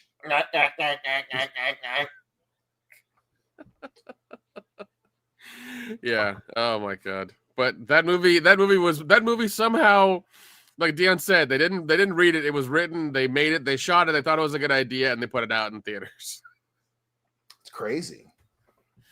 That's crazy. It's it's the same thing with fucking Tron Ares. Like you thought that was a good idea too, and you put that out. So same studio too. That's what's so wild about that. Yeah, it's like I don't know who's got a gun to whose head and what's happening, but you all need to get your shit together. It's all Bob Iger's fault. Oh yeah, that's true. It's Bob Iger. It's that he cannot right the ship, and obviously we'll see if another $100 million loss changes the vibe. But yeah, it's crazy. It's 10 years since The Force Awakens, and Disney just lost. Not to say it's only Disney, but for them to lose another $100 million on another past tense get rich quick scheme in Jared Leto, they're making the same mistakes, man. Indeed, they are. Change the cube a little bit, and it's the same shit. Yeah. It's just one of those things, like, once again, doing the show for 10 years, it's still I'm in awe of some of these movie studios and how they don't get it after 10 years. Like, you still just don't get it. I mean, I'm glad like A24's come up and they've made a lot of good things, and Neon has come up and they've made some good things, and Blumhouse has made a few good things here and there. So like there are a few that are pretty good with what they're doing, but the old ones, man, they've just failed. And I think Warner Brothers is up for sale now. I think Skydance might buy them. No, they turned them down 3 times. Oh shit! Okay, okay, damn. Ooh. Never mind then. It's so weird, like this whole Warner Brothers thing. Because even if we take it down one peg of importance down to just the DC movies, it's like, hey, those movies have relaunched and we're getting ready to start a new era. But now a corporate buyout might jeopardize it all. It's kind of bizarre, like all of the big seismic changes that's happened at that company. Even if we use it in the lens of our 10 years of existence on the channel, Warner Brothers is just a different beast. Yeah. And sometimes it seems like they're the most powerful. Other times it seems like they're the most inert. They just can't get it together. So yeah, I think with them doing a lot of like downsizing over the past 5 years, they've only made a small dent in their debt. So that's why they're doing the buyout. It's now Warner Brothers and Discovery Plus is like they're 2 different entities now. So yeah, that was the rumor, was that they were separating so they can sell Discovery. Yep. Which is, we knew that the streaming wars were going to be a big deal, but these first few salvos of the streaming wars have been insane. Dude, think of it like this: since we first started out, all the streaming services that were added. So Disney Plus did not exist when we started, for sure. Yeah. I'm pretty sure we existed before Tubi. Yes. I mean, obviously YouTube. We exist on YouTube. Then Netflix and Hulu. We predate Paramount Plus. Yeah. We came in before the cock. We got in before Peacock as well. But I don't know. Do we predate HBO Max? Yes. Yes. We We do. Yeah, because HBO didn't have its own thing until I think like 5 years ago. Maybe? And we were here during DC Plus. Yes, DC. Oh God, yeah, DC had its own. DC had its own. Yeah. And my dumbass paid for that shit. I pre-bought the 2 years. No, don't feel bad. The animated stuff, and then they were in the right direction. They panicked at the last minute, and they crumbled to the current internet wave, and then they made Teen Titans. So, oh yeah, that show was terrible. You were not at fault there. That was again WB essentially, riding the wave instead of you got Hucklebuck, dude. Us. Let me read some of these messages because we have them keep coming in, and they're very congratulatory. And I want to drink to some of They don't stop coming, and they don't stop coming. Don't stop coming. We predated that guy dying. Yeah, we tried starting beef with him, but it just I guess we also tried to get beef with him, and it didn't work. Yeah. Greatest regret of my professional life. Anyway, moving on. Dean H, thank you. He says, not 10 years, but I got 32 months. 32 good months. Dean H, thank you very much, my friend, for joining us each and every week for 32 months. It's been a journey, and it just keeps getting better. I hope you guys are feeling the excitement and the change in the air that I've been feeling with the new videos and the new style and the stuff we're doing it, the way we're doing it. I have been reinvigorated. That little bit of time off from the Tuesday night show gave me a rest. I recharged the batteries, and now we're off to the races. So we will be back on Tuesday. I personally enjoyed the birthday week, and now it's time to get back to work. But thank you guys for making this all possible. Yeah, and make sure you guys are messaging us with what you want on Patreon and other things as well too, so we can give you stuff you want for you. Yeah. We have a patron hangout coming up in a few weeks, folks. So be on the lookout for that. That's something you guys can be a part of, and wait till you watch it because it's going to be a blast. That's the thing I do miss from the earlier days of the show is people wanting to be a part of it so they get active. Like there was a guy, oh God, well, I can't remember his screen name, but he was ex-military and he loved doing these like big hangout streams. So he was a big patron and he'd be like, hey man, I want you to have this person, and this person on, and I want you to talk about these things. And we would do it, and they were always a blast. Oh yeah. So I want to get some of those back. Yeah, man. As I take a dramatic sip of beer. Grizzly Nightmare 80. Thank you very much. Yeah, dude, Dion, I'm feeling it. I don't drink this much ever. Yeah. It's 10 years, baby. We can celebrate a little bit. Drinking some Modelo, drinking some shit in a nice glass. You know what I'm saying? I got more beer in my refrigerator. I could keep going all night long. I need to go get my WCBs glass, actually. Yeah, you got the WCBs glass. I got a glass that says Christmas Ale, Great Lakes Brewing Company, Cleveland, Ohio. I have a can koozie with Ross Chastain in his Texas car that I bought at the track a couple weeks ago, so the kid could meet Ross Chastain. He was very happy about meeting the Melon Man. You need a Frankie Muniz beer koozie. I don't think he has a merchandise hauler. I've been to the Vegas Motor Speed. Dude, I'm telling you, I've been to the Vegas Motor Speedway multiple times. All the drivers got their merch haulers. You see their fucking pictures on the side and everything. I've never seen one for college. Okay, I have seen him for college races, but I've never seen Frankie Muniz. You need to go to him and say, "Hey, man, I represent," and then pitch us. I will make him custom merchandise with his face on it. He will look more like $1 million than he already does. One, I will try to reach him on the tweeters, and number two, when he's here in March, when the truck races are here again, because they didn't have him here last time around, it was just the Busch Series and the Cup. I will go and I will keep my ear to the ground to see if there's a Frankie Muniz meetup and whatever, and then I will hand him a business card and be like, "Look, I got a dude that does these things. We will get you merch. We can be your guys. Don't give up on us, little Malcolm. We're here for you."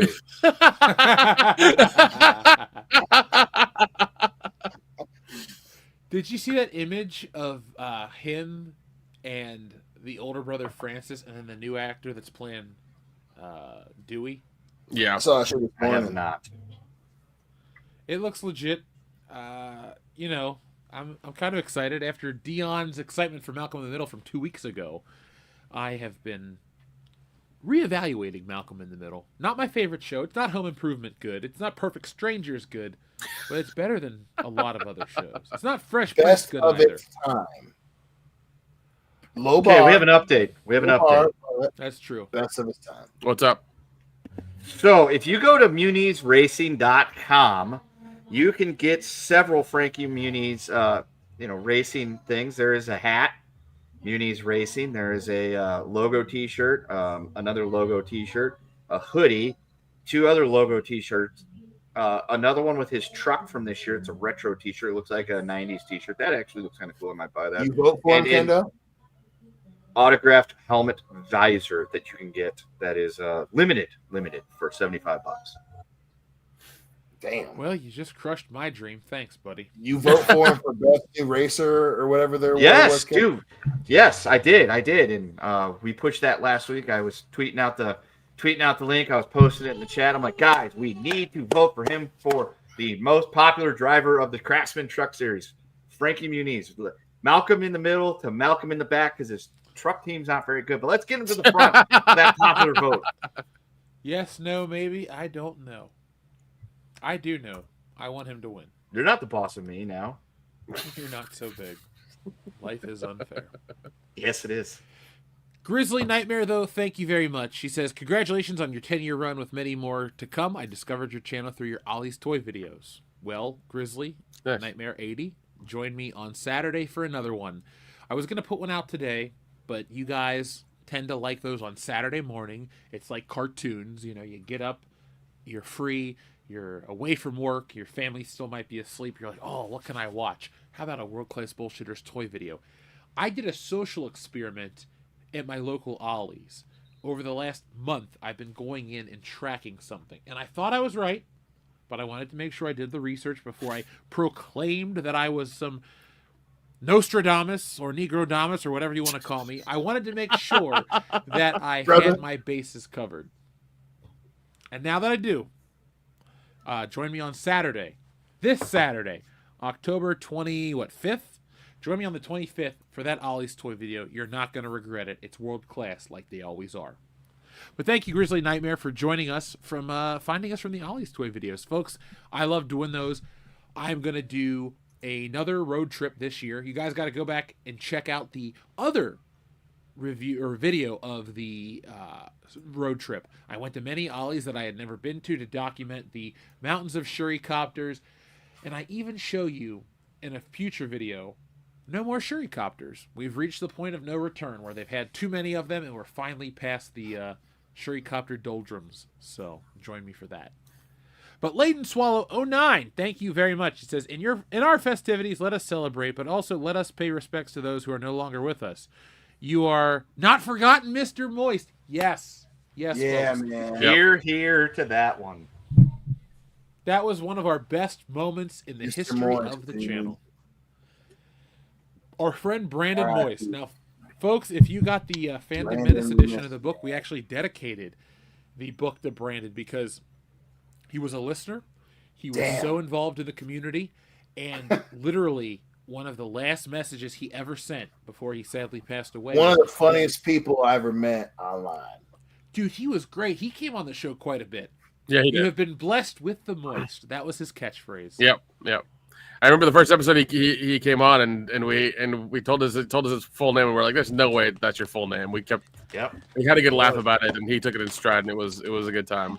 Dude, he was a good sport about it.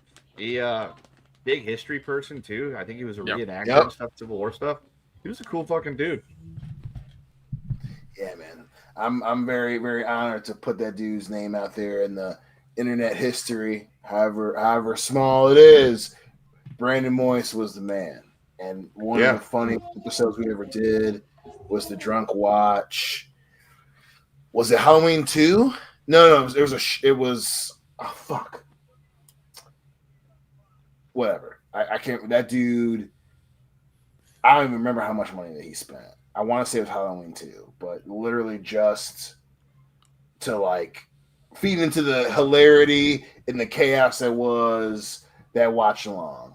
And I was like, that dude is hilarious. And I, man, damn. Yeah, R.I.P. to Brandon, man. Yeah, dude. As long as this show exists, Brandon, you won't be forgotten. We will. Yeah, hell no. At least, There's once one a year. Weird sons of bitches on the internet. I ain't gonna forget the Brandon Morris. Ain't gonna be these dudes because that shit. At least once a year, your praises will get sung whenever we do these birthday episodes. We talk about fun shit that's happened for all the new people. Brandon's voice name will come up and it will be talked about. And I want to say it's like episode 124 or 5, somewhere in there before 130, after one of our other crown jewel episodes that I will talk about here before too long. Yeah, that was the Moist episode, and it was all that. He gate crashed the shit out of that episode in the chat, and we will never forget it. And it was fun. It was a lot of fun. Yeah, man. Nick, shout out to our buddy Adam too. Yes, because he was great, man. Like another listener who sadly passed, but we would watch Jim Wynorski movies. With oh my god, dude, Wynorski! I did The Expanse with him when it was out when it had transferred from Sci-Fi to Amazon Prime, and he loved The Expanse as much as I did, man. We would talk hours and hours about it, and we did. I think when the last 2 seasons dropped, when the second to last season dropped, we did those. We did the 2 Amazon ones, and like they were great. And then unfortunately, he passed away before the last one did. And everyone asked me if I was going to do it. I was like, I can't, because he's not there, and that would, to me, anyways, that would have been disrespectful to do without him. So I didn't want to do that. But no, he would show Andy Sedaris movies. That's how I got introduced to those movies. Was because of him. He's like, oh, these are great. I'm like, what? And I rented a few from the video store down the road, and I watched them. I was like, these are pure 80s. You have titties, you have guns going off, you have like remote control vehicles that blow up the bad guy. Like it was just, these were ridiculous movies. They were so much fun. I ended up buying them all, and they were great. So yeah, man. R.I.P. That was another sudden one too. That was sudden. That was very sudden, unfortunately. You know what though? While it's sad that the events happened and the people passed away, we have such good memories of those guys. Like. Mm-hmm. A couple other people too, like I think his name was Hovsep. He passed away. It was weird when I moved to California. He was in my neighborhood. We never had a chance to hang out, but he had passed away. Everybody passed away during that like pandemic window, but I don't think it had anything to do with any of that. It just we had like a lot of people pass away in that time. Yeah, that was the weirdest time for most people in this country or the world actually, but. It was weird for us because, like, we continued down that path of, like, doing things the same way, but, like, everything else was different, and we were trying to, like, maintain that whole, oh, everything's fine, we're still, enjoying it, what we're doing, but it was the weirdest time to do the show. I'm glad we've gotten back to some normalcy, I should say. As much normalcy as we can get. Hey, yeah, man. You ever want to talk about having a snapshot to a time capsule or an example of something that was ahead of its time, having our show and then the pandemic starting, that we're still doing the show. That was one of those things that, ended up being one of the few things in the world. The internet kept running, and our show was a sign of that. Yeah. We were still doing the show, and especially in the time, it was weird for everybody, going, if you lived in the city, the streets were fucking empty, Yeah, dude, that was such a weird. You guys, man, like that shit was crazy. Yeah, because I had you guys. Yeah, because I essentially left Atlanta for like a year and a half to go take care of my mom and grandmother in Tennessee for a bit. I would come back to Atlanta every like month just to check my mail and then go back down there, because it was just chaos because nothing was going on in Atlanta. Everything was shut down. So yeah, it was wild. I was stuck in California, like thinking you're going to move out there and do one thing, and then that happens, and you're like, well, there's nothing to do. It was like, I get it. It was weird for everybody because it's nobody that listens to our show wasn't born before the pandemic. Like, I get that, but the way, like, the feeling and the vibe of the show before that versus what it is now, like, everything's definitely changed. Like, I still love doing this, don't get me wrong, but I look back on those times pre-pandemic and I'm just like, man, the world No, place. no, Jeff. BC, before COVID. Come on. Before COVID. Yeah, BC. BC was such a different time. Yeah. Yeah, no, it was. It's wild to think because like I still remember when all that went down.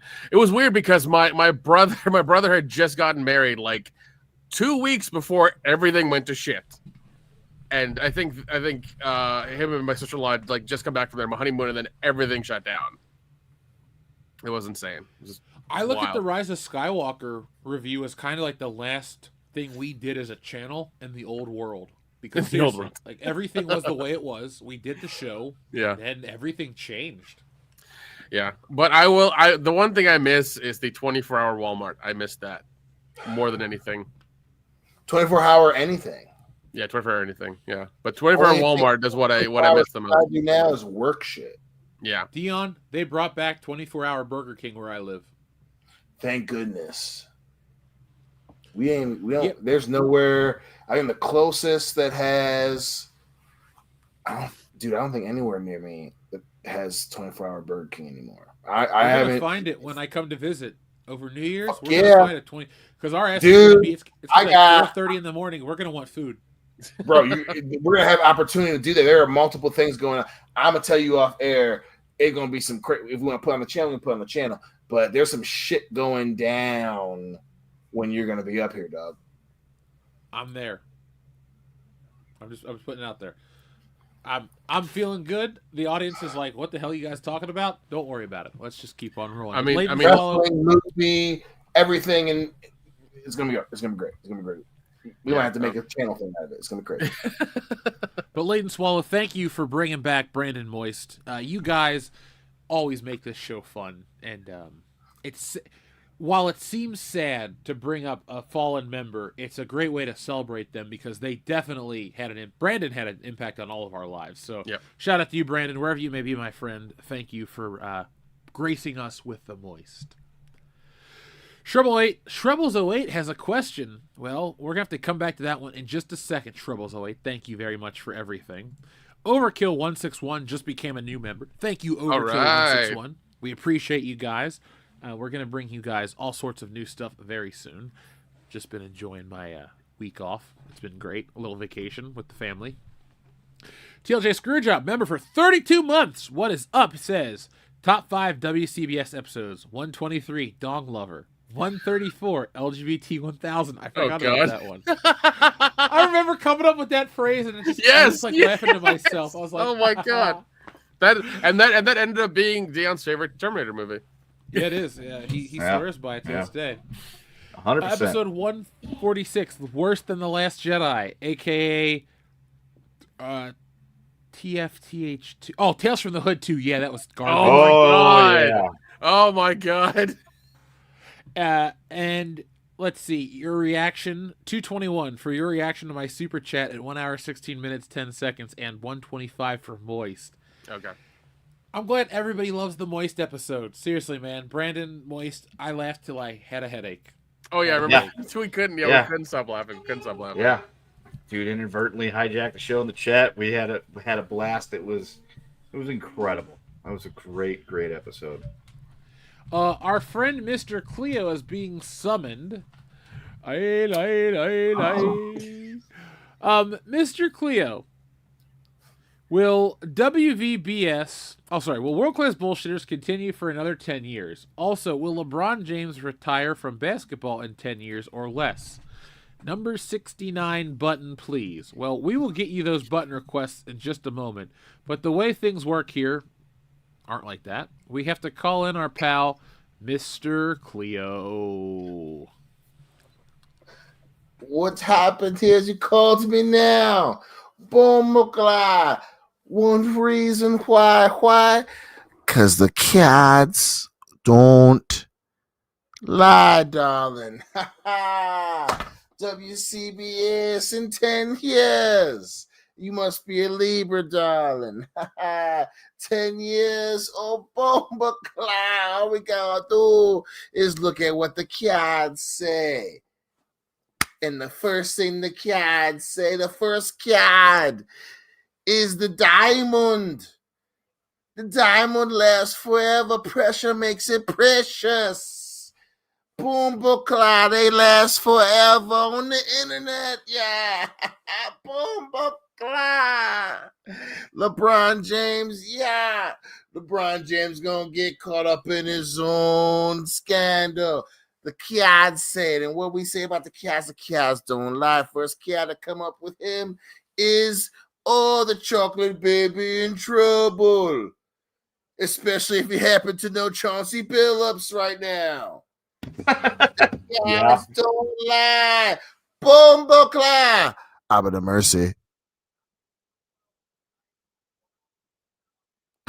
These have been the wise words of Mr. Cleo. Now, guys, I'm going to go get another beer. What's up with Chauncey Billups? Tell the audience. Oh. Dion, you want to lead this one off? I'll help out. Yeah. So recently, as much as recently as today, and obviously Kendall feels free to jump in. The FBI executed a number of arrest warrants today, which included current NBA names as Chauncey Billups, the current head coach of the Portland Trail Blazers, and Mr. Tyler Rozier, a current active NBA player on the Miami Heat. They were arrested in connection to a multifaceted gambling mass arrest where there were instances of a group of NBA participants who would give injury and playing status notifications to clients. And there was another group of indictments that were based on arrests made saying that there were people involved in the mafia who were a part of a number of underground betting and poker clubs, so far as which those poker clubs used technology that utilized X-ray card revealing vision and tampered deck dealers that would obviously deal the cards out in a specific manner, and other covert technology like earplugs. And there's a network where people identified certain players using that technology during live games to cheat participants. And a name involved in that was Chauncey Billups, Mr. Big Shot of Detroit. This dude brought a championship to the city. And they're saying it's a number of other active members of the NBA and retired former members of the NBA. This is on top of the fact that the NBA was already involved in a number of betting convictions and scandals, one that involved another Detroit player, Mr. Beasley. And, he pled guilty on a few of his charges. And this happened today. And Adam Silver had recently so much as went on a notable show like the McAfee Show, where he was trying to say that they had reached out to betting companies to get rid of parlays and all that, despite the fact that the NBA is one of the leagues that are the most involved in betting commercials with DraftKings and FanDuel. So there are, there's still a lot of information yet to come out. A lot of respectable NBA journalists are are revealing information that are saying different things that a lot of different types of people like. One of which he's part of the NBA machine, I think Rajic or whatever the guy's name is. He was just recently on Rich Eisen, I believe, Rich Eisen's show, where he was saying that he doesn't think that it's going to rock the NBA to its core, and that it's not a lot of overall information let out. And he did, in this part actually happened during the press conference. The FBI agent that was telling and reporting the indictments said that there was the Toronto Rangers. So that's not a real team. The FBI said that during this press conference. So who knows what we're going to see happen. But as of right now, Chauncey Billups and Mr. Rozier were involved at least in a gambling ring that was taking money from participants. Well, Yeah. wow. There was also a thing I saw earlier about Rozier. I guess he's admitted to helping out with some of that. Like, people would bet the under on his points for a game, and he'd take himself out after 10 minutes with an injury and things of that nature. Other than that, everything Dion said was correct, except for the mafia part. Everybody knows the mafia doesn't exist. Okay, well, of course, that's Hollywood fairy tales. The mafia doesn't exist. All right, let's just nip that in the bud right now. It's just that's storytelling. But all the rest of that shit's completely accurate. Yeah. There was apparently a bunch of gambling involved with the NBA. I know, shocker, but it is where we're at.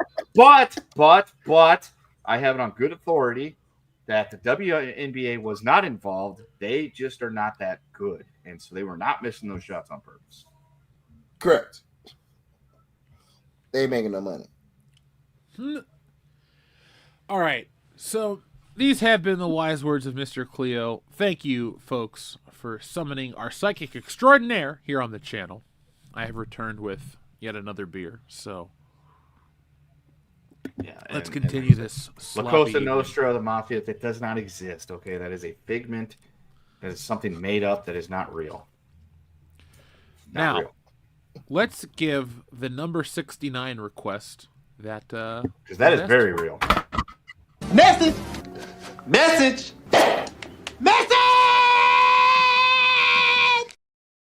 What great movie. I agree. The Wayans are coming back, folks. They are. I saw the thing today about Scary Movie 6 coming out next year. Yeah, I'm kind of excited. Slightly as well. I'm like, that could be good. That could be good. All right, so we're caught up on Laden Swallow. We're caught up on Shrubbles 08. We're caught up on Overkill being a new member. Thank you, Overkill161. We read TLJ Screwjobs. Overkill161 says, solid decade of solid BSing. Congrats, gents. I started following during the Ghostbusters 2016 days and kept tuning in. Button number 10, please. Oh, my God. Those are some good days. Those were some very good days. Oh, my God. That fucking fiasco. That was the days when we were starting to get standalone videos too. It wasn't just podcasts, but Jeff was starting to give us individualized content, because I also remember the original Schlocktoberfest, and it was going to be 31 days of scares and everything like that. And the very first episode was either the Twilight Zone or the Are You Afraid of the Dark one. I don't remember for sure, but I remember watching it and getting most of the way through it while I was making dinner one day. And then I went back to listen to it the next day to finish it, and CBS had zapped it, so it was gone. Yep. I was like, fuck, I wanted to see where the rest of that episode went. And so that was gone, and all that good stuff. But yeah, those are halcyon days, boys. It's the part of the area what I call the OG era. That was the original era, the before me times. But if you haven't listened to it, guys, you guys, not you guys, the listeners, episode 66. Now, I can tell you exactly where I was when episode 66 came out. I just got home from work, saw a notification on my phone that World Class Bullshitters had put out a new episode. It was episode 66, and it was called My Immortal, and it had art on the front of it with the fucking kid from the Harry Potter, not the blonde-haired kid. I don't know Harry Potter that well. Draco. Yeah, Draco Malfoy and somebody else and everything. And I'm like, I can't wait to listen to this. I got myself a pizza in the oven, and I just remember putting it on my TV because that was back in the old days when I actually watched YouTube on TV, which I still do occasionally. But anyway, and I just remember laying there on the couch, enjoying my pizza, and watching this because they were on their way to WrestleMania, and that was their away episode, and it was them reading the first part of My Immortal and just fucking dying laughing to that. That was incredible in every way, shape, or form. And then I just remember being part of the throng that was all like, when do we get the rest of this story? And then we got the rest of the story with me being a part of it. I was in part 3. So it's like very meta when I talk about My Immortal. I started listening to it as a listener. I finished listening to it as being an active participant. And honestly, I think it'd be fun to do that one again sometime. Maybe not as an actual episode, but like we could do tidbits and stuff and chop it up and just release it whenever we feel like, hey, let's have some fun. Here's chapters 1 through 10. Yeah, I think we should get together on a non-Thursday night and reread that book in a recording and turn it into shit. I think that'd be fun. That'd be awesome. Yeah, I think that'd be fun. And then, folks, if you're also loving fan fiction, our reactions to it, I think it's episode 117. It's called A Nude Hope. This is where I remember that one. This is where we needed a away episode for going to New Orleans to WrestleMania. And I was like, hey, let's do a fun fan fiction one. That was great. The people loved My Immortal. I know. I was one of the people at one time. And so I blindsided these guys. I was like, I found a Star Wars fanfic that will be incredible. And it was called A Nude Hope. Yep. And just reading this thing and getting their natural, never had any dealings with this before reactions. That was fucking priceless. That was worth the price of admission and my shitty internet connection, because that was back in the days at Camp Kendo when I ran this shit through a fucking phone.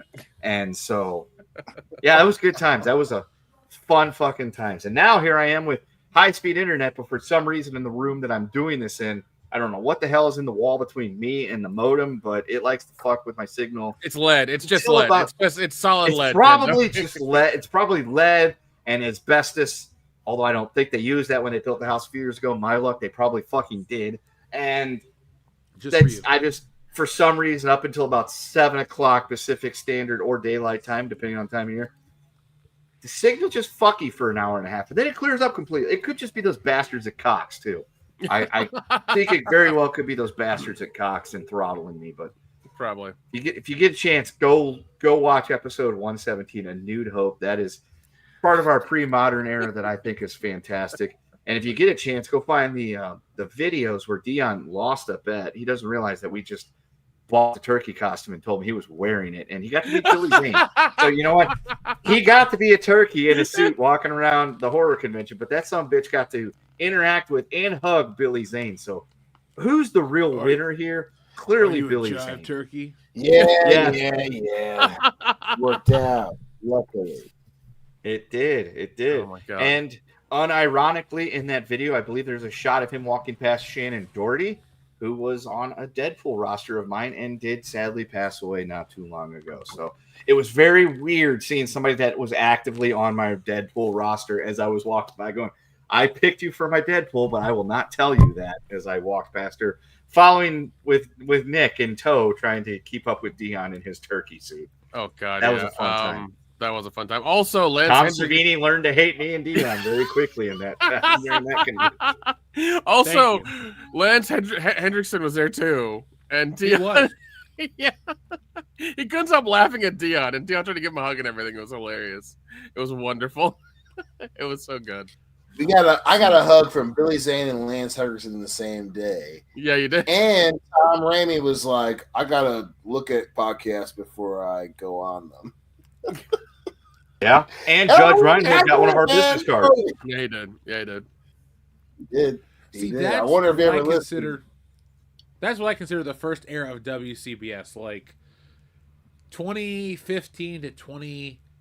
Honestly, just until the pandemic hits. Yeah. Then it's phase 2, going through the pandemic, and then phase 3, where we are now. Or phase 4, where we are now, on the upswing. I don't know. What do you guys want to call it? Are there 4 phases of the show, or just 3? I mean, I only had it as 3. I got the OG era, the pre-modern era, and the PC or post-COVID era. There you go. Kendo's 3 is the closest for mine as well. Was the OG. Then it was after that was always the serious era where we got serious, and then fucking the COVID era. Like that shit was fucking crazy. We lived through so much history. Yep. It's nuts. Fucking nuts what has happened in What 10 years. I mean, talk about history. We just had, a heist at the Louvre that happened a couple days ago. Yeah, what the on motorcycles. Yeah, on motorcycles. On motorcycles, Kenda. Nick. Yeah. Nick.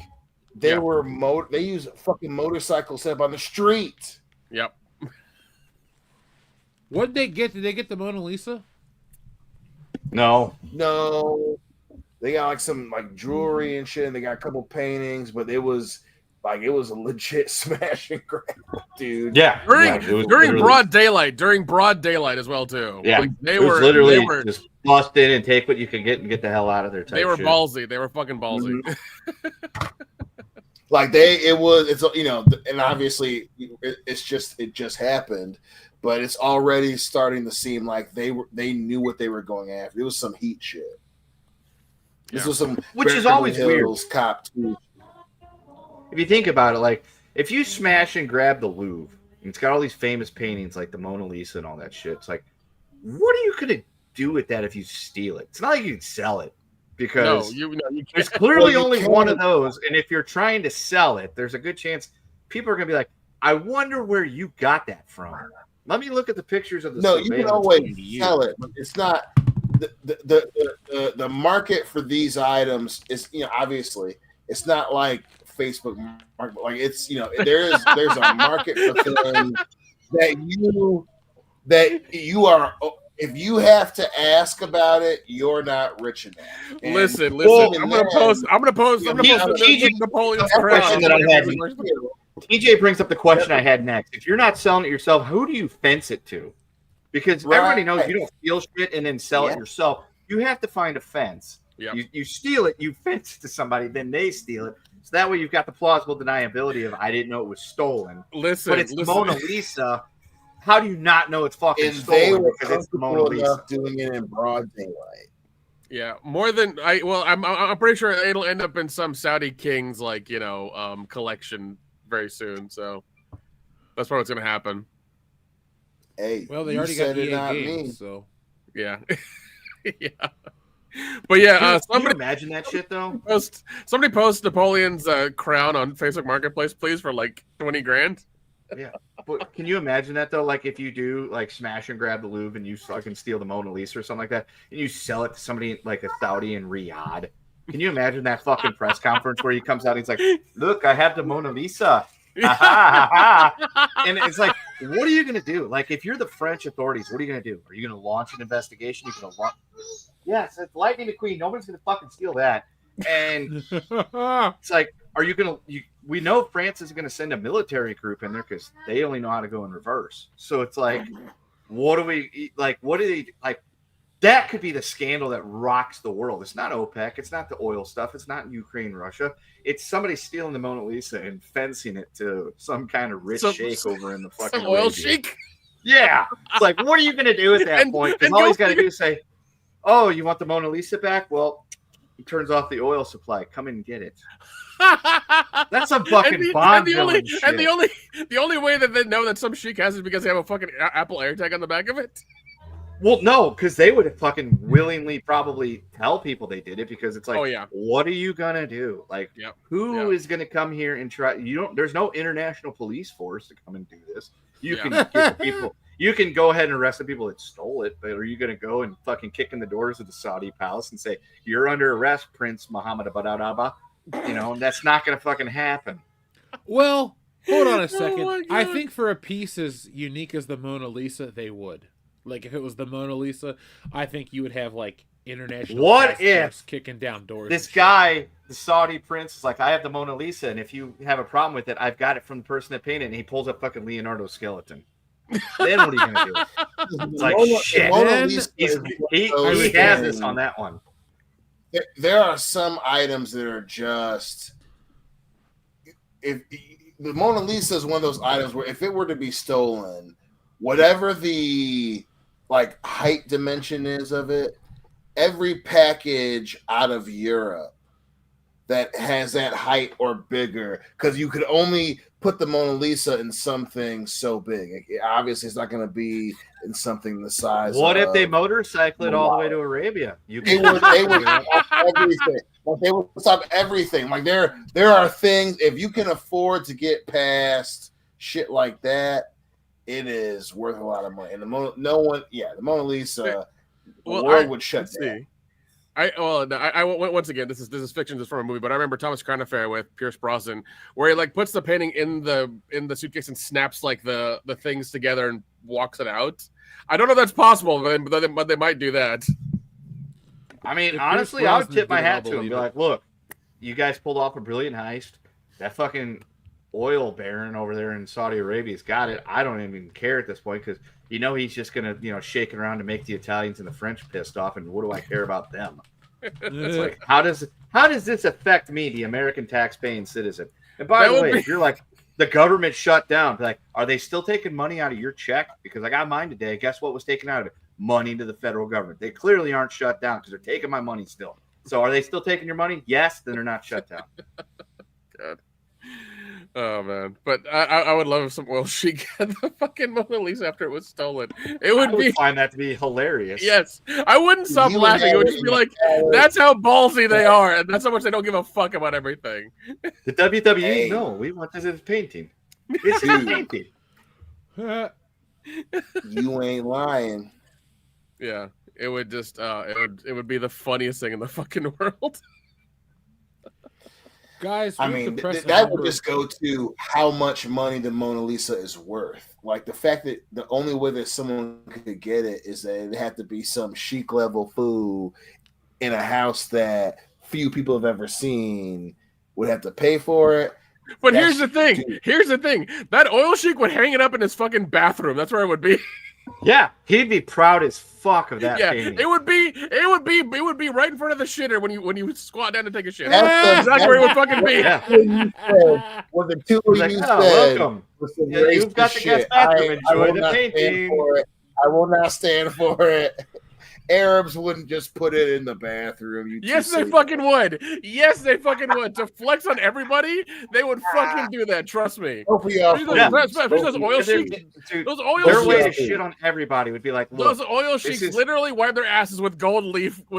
That's how fucking rich they are. Okay, we've got this famous European piece of art. We're putting it in the bathroom. Ha ha ha. Deal with it. They would 100% do that. It would be on the people that buy sports teams for fun. Okay, it would be on the back of the door when he closes to take a shit. That's exactly where it would be. She watches you pee. Do her eyes move with you? They watch you tinkle. You gotta go boom boom. She sees it. Now I just want to put Keno in brown face and make him an oil chic. I think he could pull it off. It would be fucking hilarious. I mean, sure. I mean, the people that would get offended by that wouldn't even be the people that we were targeting. They would think it was funny as shit. They would. Now, guys, we got a number 10 button to press, and we're going to do something different here on the episode that celebrates our 10-year anniversary. I'm actually going to count the number 10 in the buttons, and we're going to get you the real number 10. So 1, 2, 3, 6, 9, 10.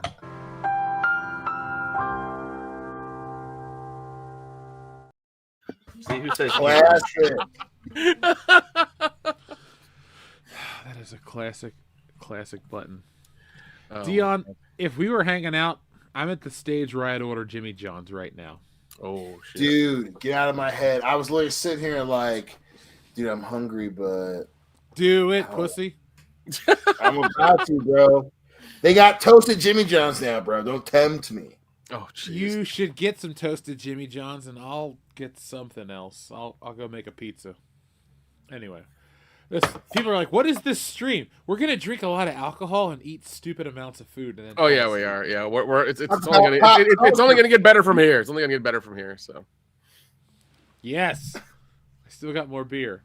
Johnny 718 Bravo says, God, I still love Not Another Teen Movie. Dude, It's a great film. that was in that So vestige of good. time where we had like it was wild when it came out in theaters, and it was even wilder when they did the unrated DVD. It was so much fun. Yeah. Fucking Captain America was in that movie. Yeah, he was. He was great in it He too. had a dildo in his ass. Yep. And he had not sour cream, Whipped cream. whipped cream on his nips. Yep. Yeah, he did. And he grew up to be the actual Captain America. Like, I get into a fight with Chris Evans. I would too. If I see Chris Evans in a fight, I'm jumping in on Chris Evans. That's my Captain America, goddammit. Well, you're jumping in to help him or beat him up? What are you doing? Help him. Okay, help him. all right. Well, I mean, his muscles are for show anyway, so it's fine. Well, apparently that's the thing. Is apparently like he a muscular dude, but the rumor is he's sensitive. He don't know how to fight. So I'm like, I'm helping out Captain America, even though he can't fight in real life. That's my man. That's my man.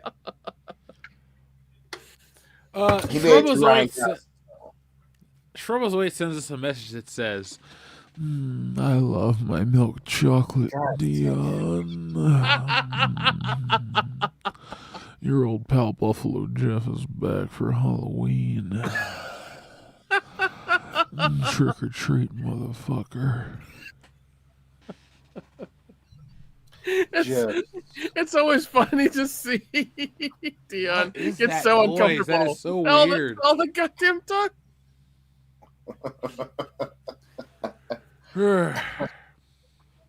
Shrobozoid, thank you very much.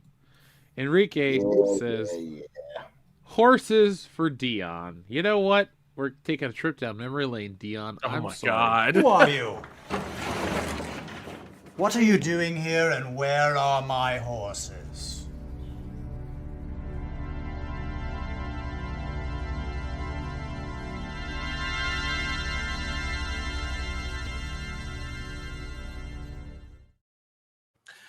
I remember when somebody sent those to us, and I was like, "What the fuck is that?" Yeah, I remember when we first got those, and the very next night I got put on an overnight at Depot, and I was bored. And he died. Oh my God, Robo Kendo is here. 10th anniversary. Speaking of a throwback. Yeah. Look at that. Am I back? You're back. Yeah. Hey. The kick in the dick of it is in the kitchen, the radio was breaking up, but when I went into the garage to get more beer to put in the fridge, suddenly everything worked. Literally the opposite side of the wall. I'm like, what is the problem here? But anyway, what I was saying was I looked up to see what that was, and it was literally somebody doing a commercial for something in Canada, and it was a makeup test or some shit or another. So they were just testing stuff out, and they put these chicks and horses. And then the weird shit happened with the voices. I'm like, yeah, that's too far. That's too far for me. Yeah. Because I remember being a makeup Silly. test as well too. Fucking Yeah. Canadians. They're silly. Oh my God. Thank you though, Enrique. We had those buttons for Dion. You know what button I like that we don't press much anymore because we usually get a strike, but fuck it anyway. Here it is.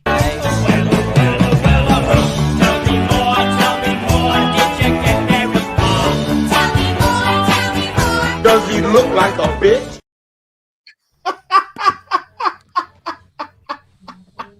That's the button I fucking love. Yeah, that's a good one. That's a good one. If Pulp Fiction and Grease crossed over, I'd actually watch that movie. I would too. Yeah. I'd I'd buy it on disc. Tell me more. Does he look like a bitch? Like a bitch? What? Laughing Stock Media says, congrats on 10 years. Been here for 9. Another one. Of course, we will press another one for you right now. Laughing Stock Media, thank you for being here for 9 years of our 10-year WCBS existence. It's been a lot of fun, and here's to many, many more, but here's your button right now.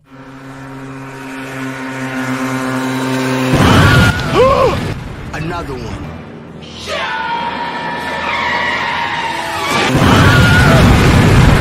Another one. Another one. Another one. Another one. Damn. How many times has that guy died on our show? God. Oh Lord. 748,696. I'm glad you've been keeping track, Kendo, because I That's a lost lot. track about 5 years ago. Oh, Laughing Stock Media, thank you very much. That was a lot of fun. Oh, whoa, hold on. We got to keep these things going because we are slow behind. Our friend Chris Wicks, in just a second. TLJ Screwjob says, October 2nd, 2017, sub to World Class BS. Nice. You, sir, are world class, and we thank you. Yeah, man. I'm going to drink to you. Our friend Chris Wicks with a Scott Steiner-sized super chat. Let's press the button. Chris Wicks, man. Yeah, I remember he was at the meetup in Chicago. Fun guy. Yeah, that dude made it all the way Chicago. from Australia to America, Yeah. Chicago, to hang out with us. Yeah. That is world class. Yep. Yeah. Thank you, sir. You know what, folks? You know what happens when we get a giant Scott Steiner-sized super chat? We press the button, and then we read it right afterwards. You know, they say all men are created equal, but you look at me and you look at Small Joe, and you can see that statement is not true. See, normally if you go one-on-one with another wrestler, you got a 50-50 chance of winning. But I'm a genetic freak, and I'm not normal. So you got a 25% at best at beating me. And then you add Kurt Angle to the mix, your chances of winning drastically go down. See, the three-way at Sacrifice, you got a 33 1/3 chance of winning. But I got a 66 2/3 chance of winning because Kurt Angle knows he can't beat me, and he's not even going to try. So, Samoa Joe, you take your 33 1/3 chance minus my 25% chance, and you got an 8 1/3 chance of winning at Sacrifice. But then you take my 75% chance of winning, if we used to go one-on-one, and then add 66 2/3%, I got 141 2/3 chance of winning at Sacrifice. See, Joe, the numbers don't lie, and they spell disaster for you at Sacrifice. Chris Wicks, thank you very much for your very, very, very, very, very generous super chat. Chris says, congratulations to the 4 horsemen, 10 BS bucks for each of you. Thank you, my friend. Oh, nice. Oh, boys, that just means March is going to be that much sweeter. Thank you for the dollary dues, buddy. It is daytime down under, and he's listening to it. I talk to Chris Wicks on a fairly regular basis. How cool is that, man? We just make awesome, fans man. from all over the world because of this show. I like it. Crouching Tiger Hidden Swift says nothing. He just sends in $1. Thank you very much, Crouching Tiger Hidden Swift. We appreciate that. Shrubbles away with a very generous super chat says, Thank you. Things that piss me off, WCBs. Jeff is a missing link. Nick doesn't wash his hands. Kendo loves Woodrow Wilson, and Dion Green loves Buffalo Jeff. Pumpkin Spice 6'7". Oh my God.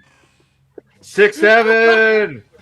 You know, I mean, you and I have been together for a while. How you gonna turn on me now? We built a whole thing, and you had that chance to prove that you're on my side, and you turned on me. Dion, I've known you for the better part of 20 years. Don't pull that shit on me right now.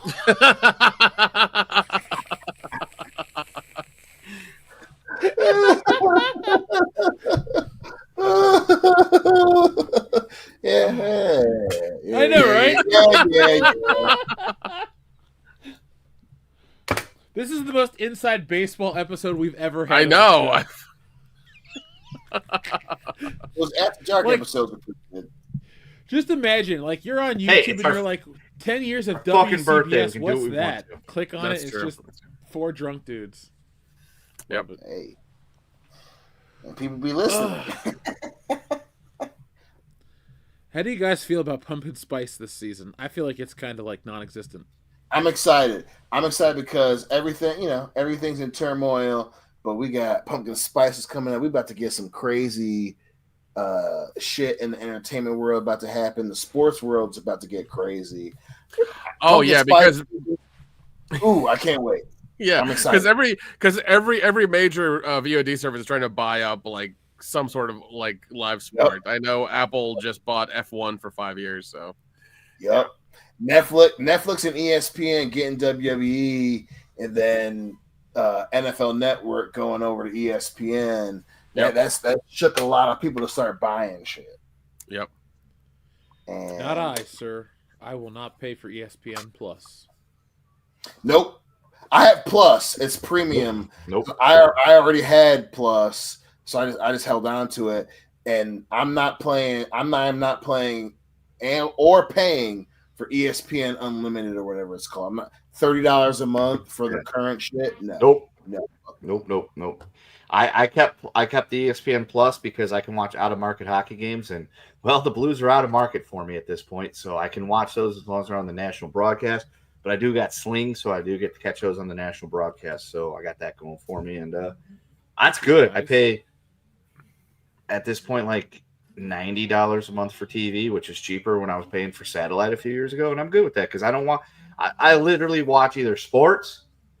Svengoolie, which is now MeTV, is now on Sling, so I'm happy about that. So I can get Svengoolie, and that's pretty much it. That's anything else I watch. It's YouTube, or that's about it. So yeah, so I'm good. $90 is my cap for TV, except for with Peacock. I found a plan with Peacock. So what you do is you cancel Peacock, and they offer it to you for like $2 or $3 for 6 months, and you do that, and then they jack your price.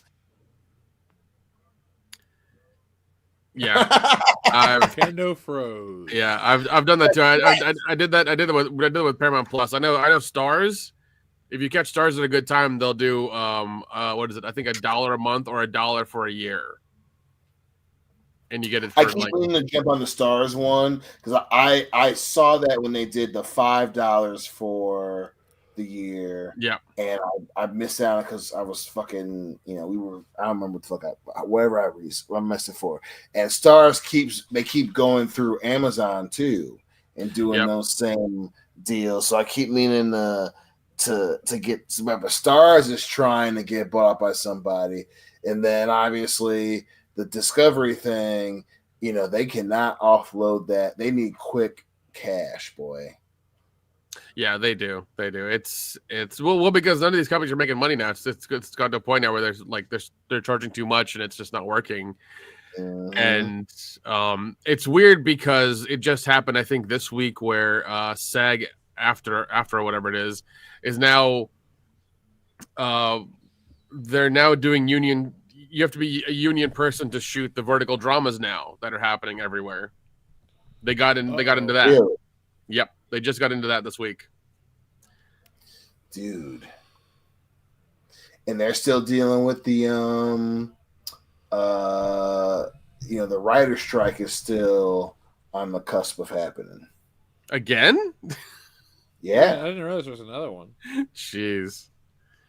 Oh man. Yeah. Well, I mean, with the whole AI thing where they're like, no, oh no, we hate it, but we're gonna use it. You guys can't use it. You shouldn't use it, but we're gonna use it. It's just like it's so fucking stupid. It just doesn't make sense. Sean Astin said that the actors union is gonna look back into that. Yeah. Ever since they came out with whatever the AI actress's name was. Yeah, one? That's a weird one.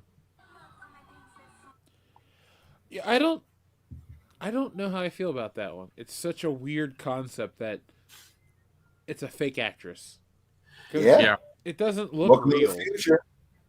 Yeah, well, I remember hearing a couple weeks ago, Lionsgate was having trouble with the AI stuff they were using. They pumped a lot of money into it, and it's not, it's not doing what they want it to do. It's not, up to their. Well, the rumor was that's what they were using to write the scripts for these last few movies. So Lionsgate doing isn't it Lionsgate that had Borderlands and then what was the other one? Borderlands was enough, Dion. Dude, yeah, that shit was straight up AI. And then I should know Craven is Sony. Sony's was using apparently an AI technology. They wouldn't specify what they were using it for, but one online rumor was that they were using it for fucking script writing. And then the last. Okay, I'm on Lionsgate website. It seems like the last 3 movies that they have on there are The Strangers Chapter 2, which everybody said was terrible.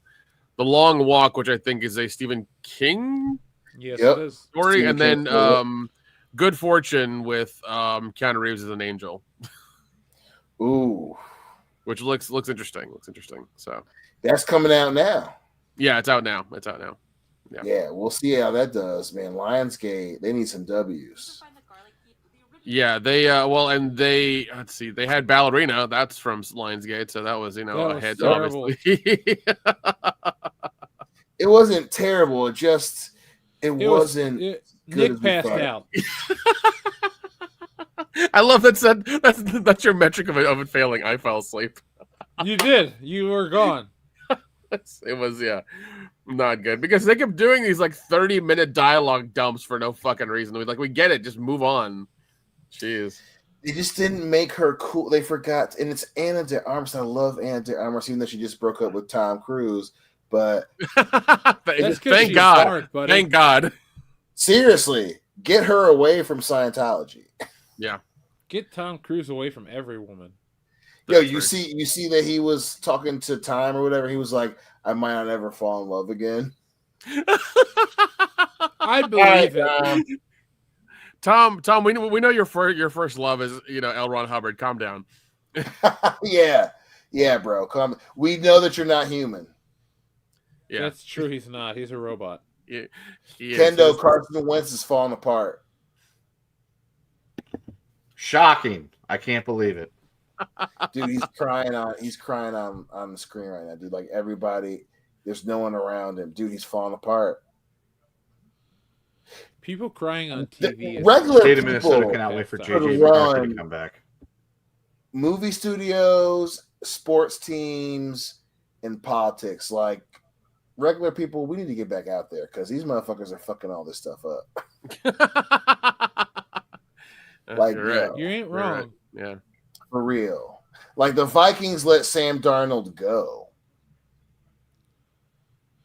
And Well, they're fucked. I don't know all about that, but our friend Troubles08 had requested, let's see.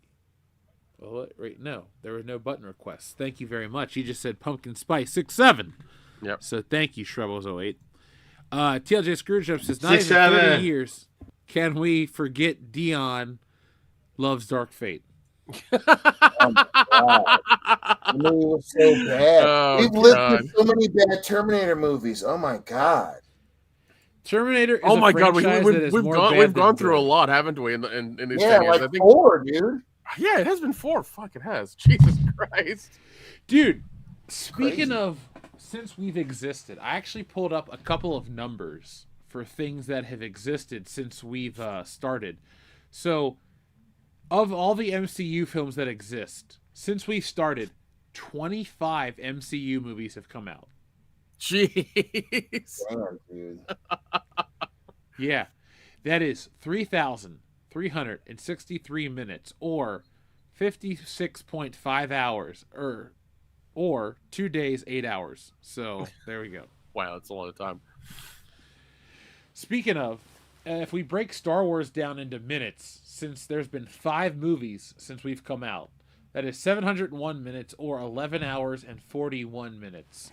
Dion, you and I have spent 11 hours drinking for, that amount of time. Would you rather watch the Disney Star Wars movies or continue to drink for 11 hours, excuse me? I'd rather continue drinking for 11 hours. That is way more fun. There's so much things that I can do in that drunken 11 hours that would be more enjoyable than the Disney sequels. And I'm not, and listen, the people online, I'm going to get mad.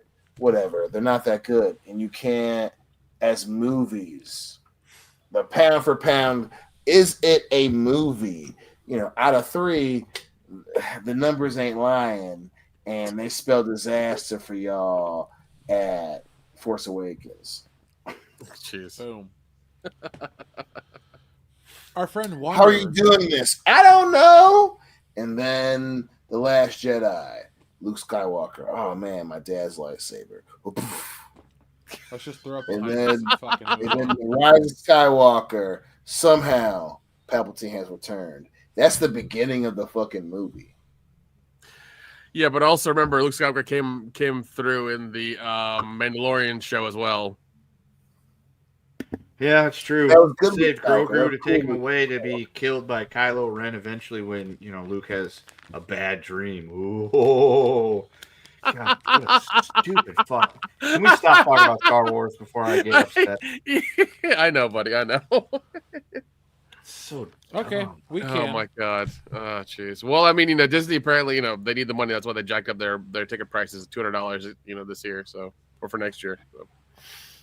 I would love to have looked at the prices of Disney World tickets versus then versus now, because it would be crazy. I bet it was like $185 to $390 today. You could probably get AI to give you the numbers right now. Well, Nick, I've drank a lot, so okay. So I'll do it. I'll do it. Take a note of that, and we'll talk about it next week. Yeah, because we got a bracket battle to play. That's true. We do. Yeah. We do. Let's see. Our friend Wanderer says, "Happy 10th, guys. Hope for many more years. Don't worry, we're not going anywhere. We've been growing. Things have been great. Yeah, it's like we have a second wind right now. So thank you guys for all the support." Xavier to God, what is up? He says, "Are you guys fans of Blow Me Away from Halo 2? From Breaking Benjamin? That song? I just like God. Halo 2. Yeah, Halo 2 is a fucking great game. Yeah, Halo 2 is a lot of fun. I remember when that shit came out, I was in college, and everybody did not show up that day for class. Yeah. Yeah. They were all out sick. That was me for Halo 3. Yeah. Yeah. It was literally me and like 16 dudes that were friends of a dude that I was friends with in his parents' house, 4 rooms of the house with a TV and an Xbox hooked up to it and 4 controllers. It was like, this is all we're going to do all night, and it's fine. Yeah, dude. We had we had LAN parties at my house. We would have just like Ethernet cord all the way through the house, through the 3 rooms we had, and just had the TVs up and everything, and just playing and yelling and drinking and all kinds of dumb shit. All the good old days. Mm-hmm. Let's see. Xavier to God, thank you very much. He also says, "Fuck, marry, kill Toby, Spider-Man, Robert Downey Jr., Iron Man, and Jackman, Wolverine." Ooh. Oh. I'm going to marry Toby Spider-Man, fuck RDJ Iron Man, and kill Jackman's Wolverine. Oh, that's hard. I'm going to marry Iron Man, fuck Spider-Man, and kill Wolverine. That's where I'm going. I'm copying Nick. All right. Dion. How dare you? I should have known. I was hoping that we can get out of the 10-year anniversary without Xavier the God hitting us with these, which means that. So he brought those up. Okay.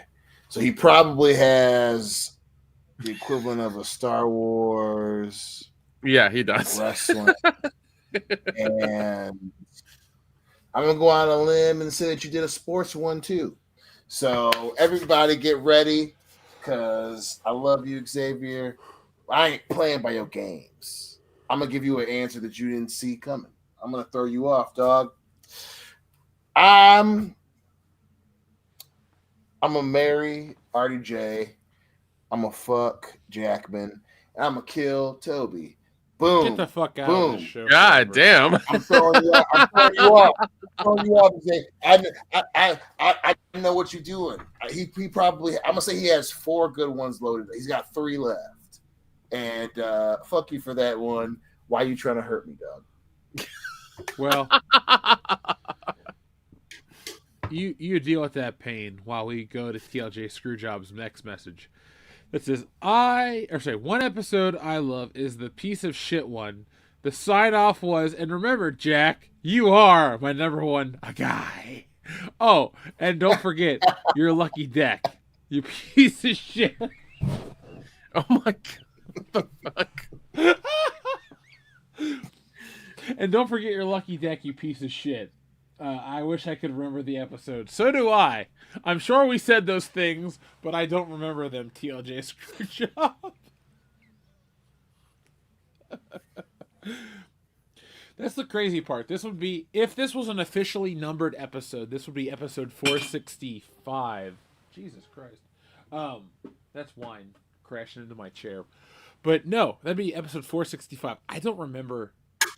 Nick, I don't think I remember 80% of our episodes. Yeah, because we do them and then they're just like out of our heads. Like, all right, we done it. No problem. Yeah, shit runs together after a while. It really does. It really, really does. 10 years of doing this, like, it just, yeah. Yeah. I think it started to run together about I'd say year 4 or 5. Like I remember the stuff, but if people are like, "Hey Jeff, do you remember the episode where you talked about this, this, and that?" I'd be like, "No." A guy at my local Kroger is a fan of the channel, and he was talking about something, and I was like, "I don't remember that from the show at all." I'm like, "Holy shit!" Like, we've done it 465 times. I love doing it though. I don't want to act like, "Oh, guys, we hate this. Let's act like it's beneath us." No. We love there's doing like it. benchmark shit. There's benchmark shit that you're like, yeah, I remember that. I remember that. But it's a part of our regular routine lives. Like, even though, yeah, it's like, yes. Like, I don't kind of like saying, "What'd you have for dinner 3 nights ago?" I don't know. The shit runs together. Every day runs. The shows run together after a while. That's just kind of how it works. Yeah, 100%. Yeah, but this is the first one I've drank for in years. A while. Yeah. Shit.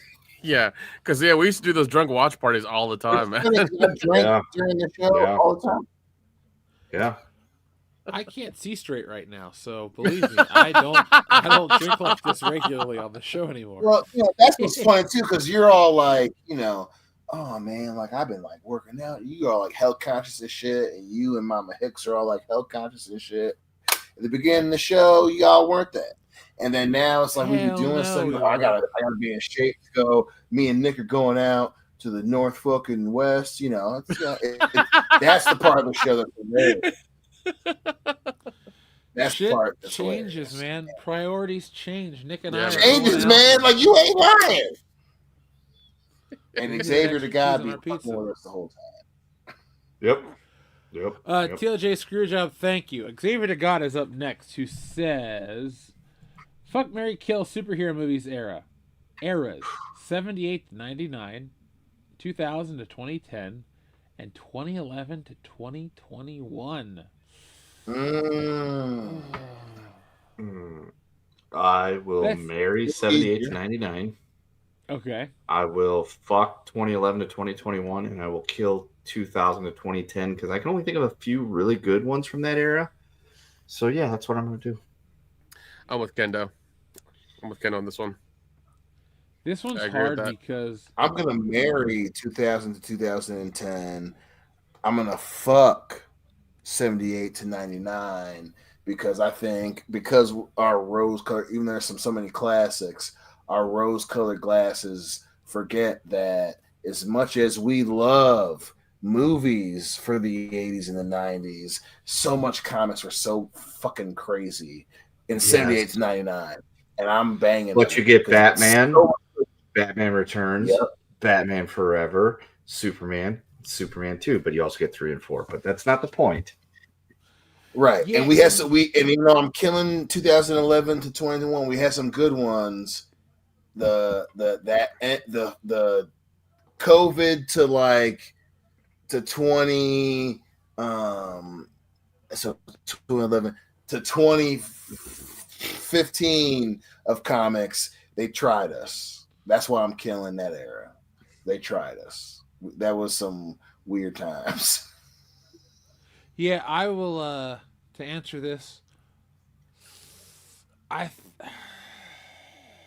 going to marry 2000 to 2010 because there's a lot of good ones. Even though 2011 to 2021's difficult to kill off.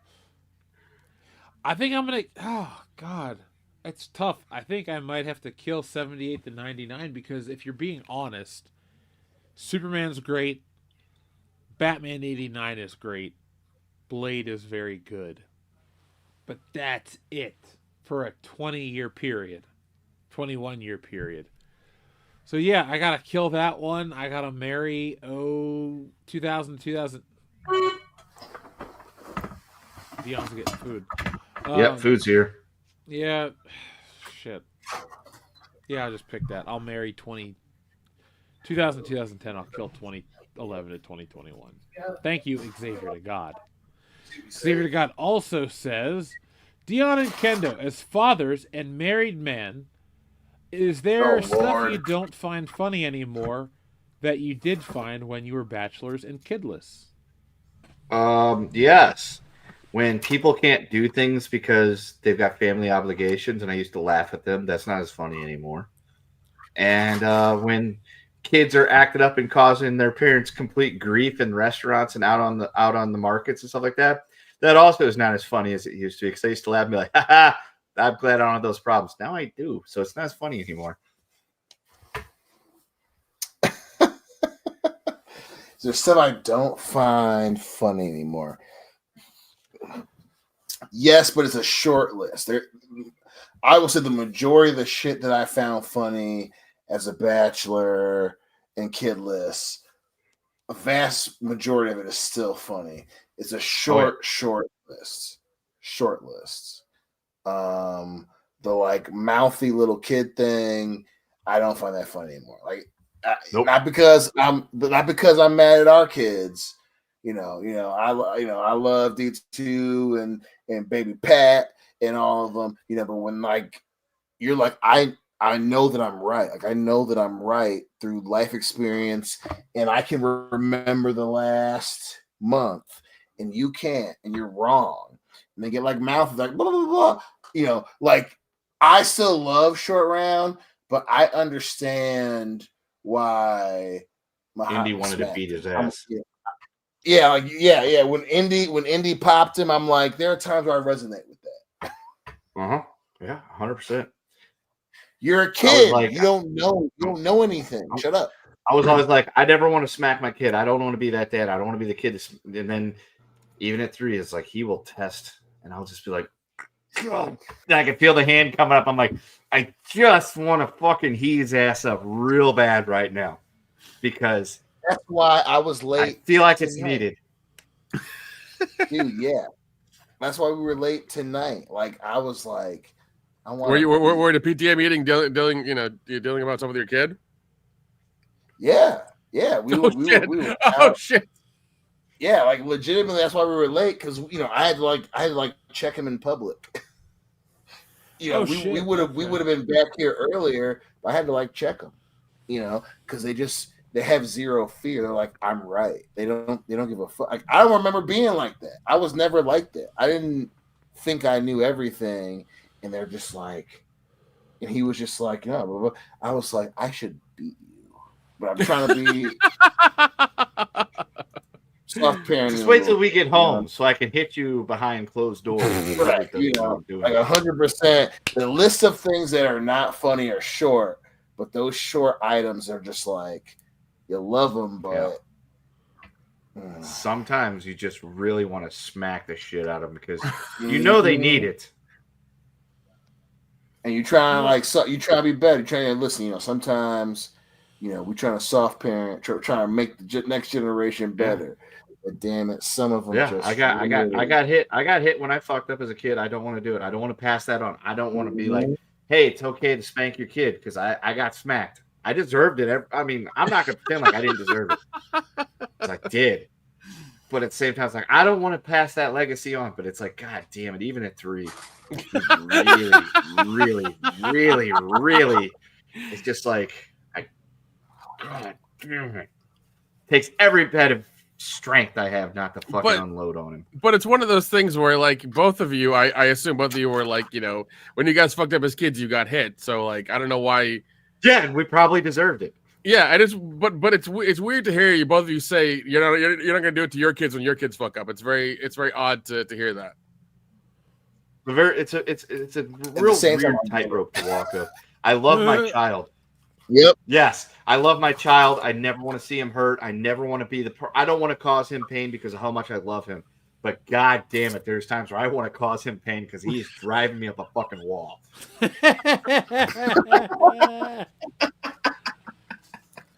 if I hit him, he'll stop. Yeah, that's one of those things. It's not funny anymore. It's when kids are really fucking driving their parents up a wall. Oh, the thing I love seeing outside in the world is when like you get one of those extreme gentle parents and the kid's like wailing in the car and the woman's like, Timmy, use your inside voice, and I'm just like, lady, yeah, that doesn't work. That does lady, not work. You're creating a psychopath right fucking now. This is what's happening. You especially with like little kids, you cannot reason with really little kids. You can't even reason with teenagers. They just don't have the mental capacity for it that an adult does. So that's why sometimes you just gotta. Apparently, Dion's solution is to shake them like a can of paint. Listen, man. That's my go-to. Is you don't have to. They're older. It doesn't affect them as bad. Well, you have to find the button. The older kids, you got to find the button.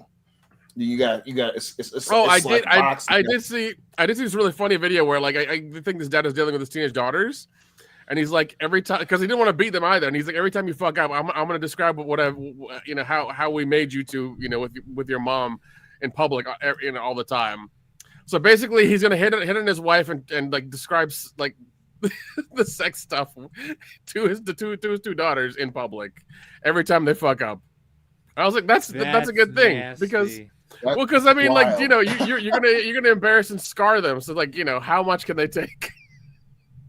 Hey, that's the only even then shame stops being a thing. Where you gotta dissect them like a fucking Jason Bourne situation. They don't know any different. I gotta say, this 10-year has fallen off the rails in the best way possible. Oh yeah. Let's keep pushing forward from our friend Xavier to God. Okay, guys. What Batman movie you guys like more? Batman 66, Batman and Robin, or Batman Begins? The Batman and Batman versus Superman count as a film. Oh man, come on! No love for Lego Batman. That shit's hilarious. Batman Begins of those is my favorite. Since you didn't say 89. Begins is good. Let's see, Batman and Robin. Batman and Robin's pretty fun, even though it's like kind of a shit show. I like that one. It's trash, but I love it. Oh yeah, spot. Very 90s. Yeah, but I will say honorable mention the Lego Batman because I think Will Arnett is Batman's voice and he's fucking hilarious. So that movie's funny as shit. And they make so many Batman references across all the generations. It's great. Like they do such a good job with that. All right, so Kendo is. I'm putting Batman versus Superman at the bottom. That one. Damn right. Obviously, besides the betrayal it did to the source material. The fact when the animated WB Studios came out when they did, obviously it was years before, but the fact that luckily we have the Dark Knight Returns animated movie to satiate us. That's at the bottom. The live one, Zack Snyder, till I die. Yeah, Batman vs Superman's at the bottom. The next, even though I love it, Batman and Robin. I love Batman and Robin. It's so dumb and silly, but it's just above Dawn of Justice. Then I'm going the Batman. Battinson, I'm in. Then 66 because it's just 60s Batman. Bat spray. Well, the movie didn't have bat spray, but the shark spray, the shark repellent, yeah. Shark spray, that is a product of its time, and then gotta go 89. 89 still Yeah, Batman 66 though. Batman 66 though is something. It is a genre unto itself. It's and fun. It's fun as hell, dude. It's so good. It's so good. Yep.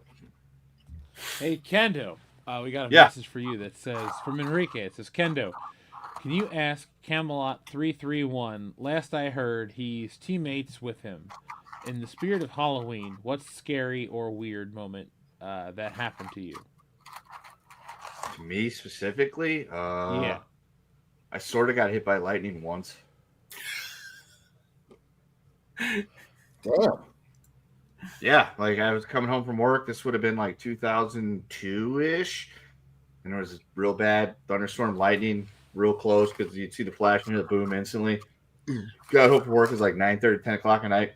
Right as I put my key in the door, I didn't hear nothing. All I saw was a big bright purple flash, and next thing I was laying on the foyer because we had a split level house, and my sister comes running down the stairs. But she's like, "Are you okay? Are you okay?" And it's like she's like, "That won't whatever." And it had hit like the tree that was in the yard between our house and the neighbor's house, which was like from here to like 10, 15 feet away, and just the concussion of the fucking blew me through the door because right as I turned the key and the knob started to turn, boom, I went through the door because the fucking lightning just hit right there and just bam.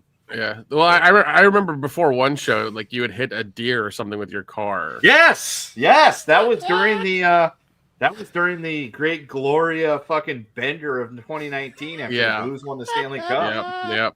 Yeah, dude, I was on a bender, dude. I fucking was hammering it. Got done at the depot, fucking stopped on a case of PBRs.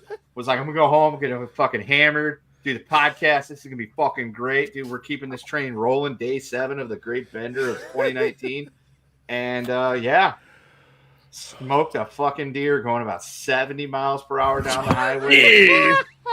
Yeah, the thing is, it literally felt like the inside of the car just exploded because I was just driving. And all of a sudden, I saw this brown blur in the fucking peripheral because the thing was running across the road between cars, and it just so happened my car was coming the other direction on this 2-lane state highway, and just boom, the loudest boom I could have thought, and was like, "What?" And within like a split second, I got my wits of myself, pulled to the side of the road, was like, "I can't see out this windshield," and I just literally solid red. No, it wasn't even that. Like that thing was solid. It was like, but. Just based on I ended up driving the fucking car home crippled as shit too because like I was looking through the hole where the deer's hoof had kicked through the windshield and I had to use that to get myself the last 4 miles home.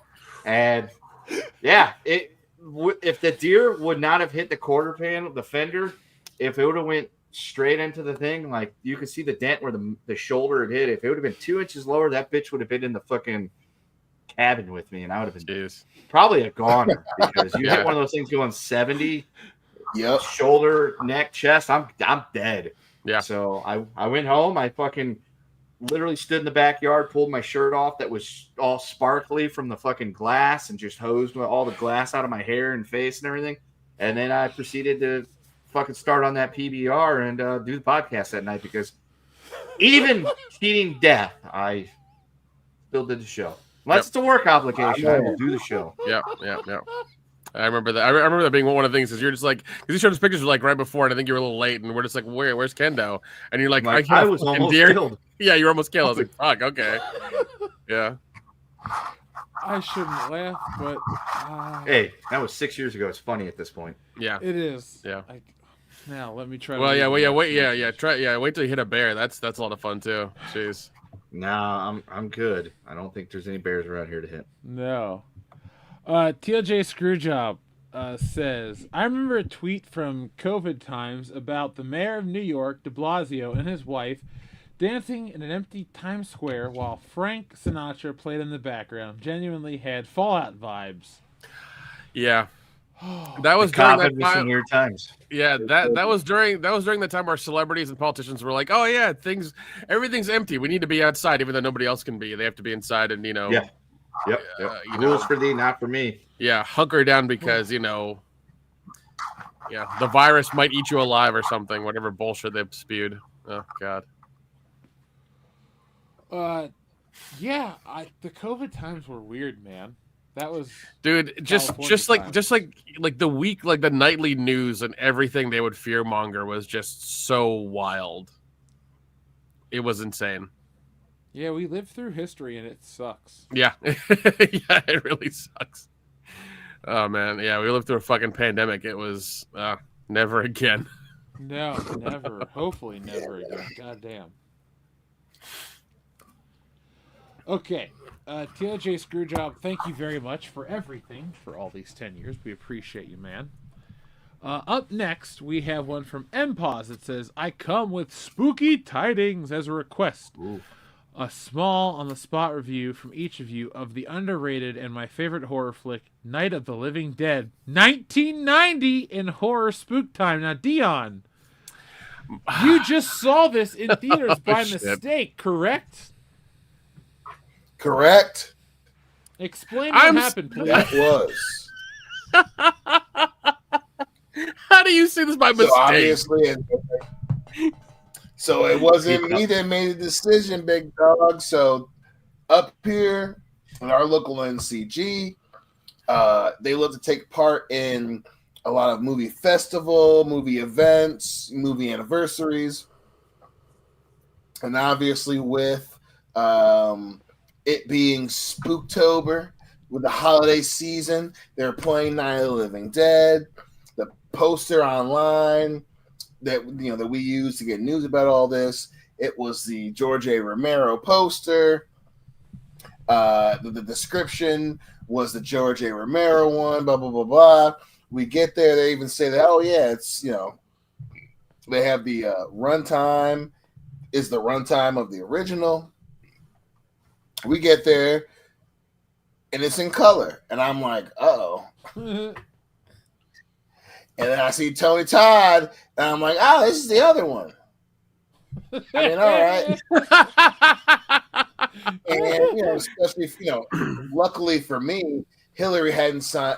Well, no, she saw it when we did the drunk watch. She was there for that, I think. But, she hadn't seen in theaters, obviously. She hadn't seen either. So, Hillary was cool. The kids were terrified. Diane was like, this isn't the 68. It was they advertised the damn original, and we got the 1991, which is cool. Dude, talk about a fucking honey dick. Jesus Christ. Yeah, honey dick. And it's, it doesn't feel long. It's a short movie. And we were like, oh, fuck. All right, well, let's go home. Yeah, because I'm looking at it right now. It says it's like 90 minutes plus, so it's not that long. But yeah, I'd be kind of miffed too. But yeah, that was done by Tom Savini, and it was his like big makeup test. Yep. He wanted to see if he could direct and do makeup and all this other stuff as well too. And he just literally remade shot for shot the Romero one from the 60s. That's all he did. It wasn't anything like great or whatever. It was just like him redoing it. So it's fine. It's okay.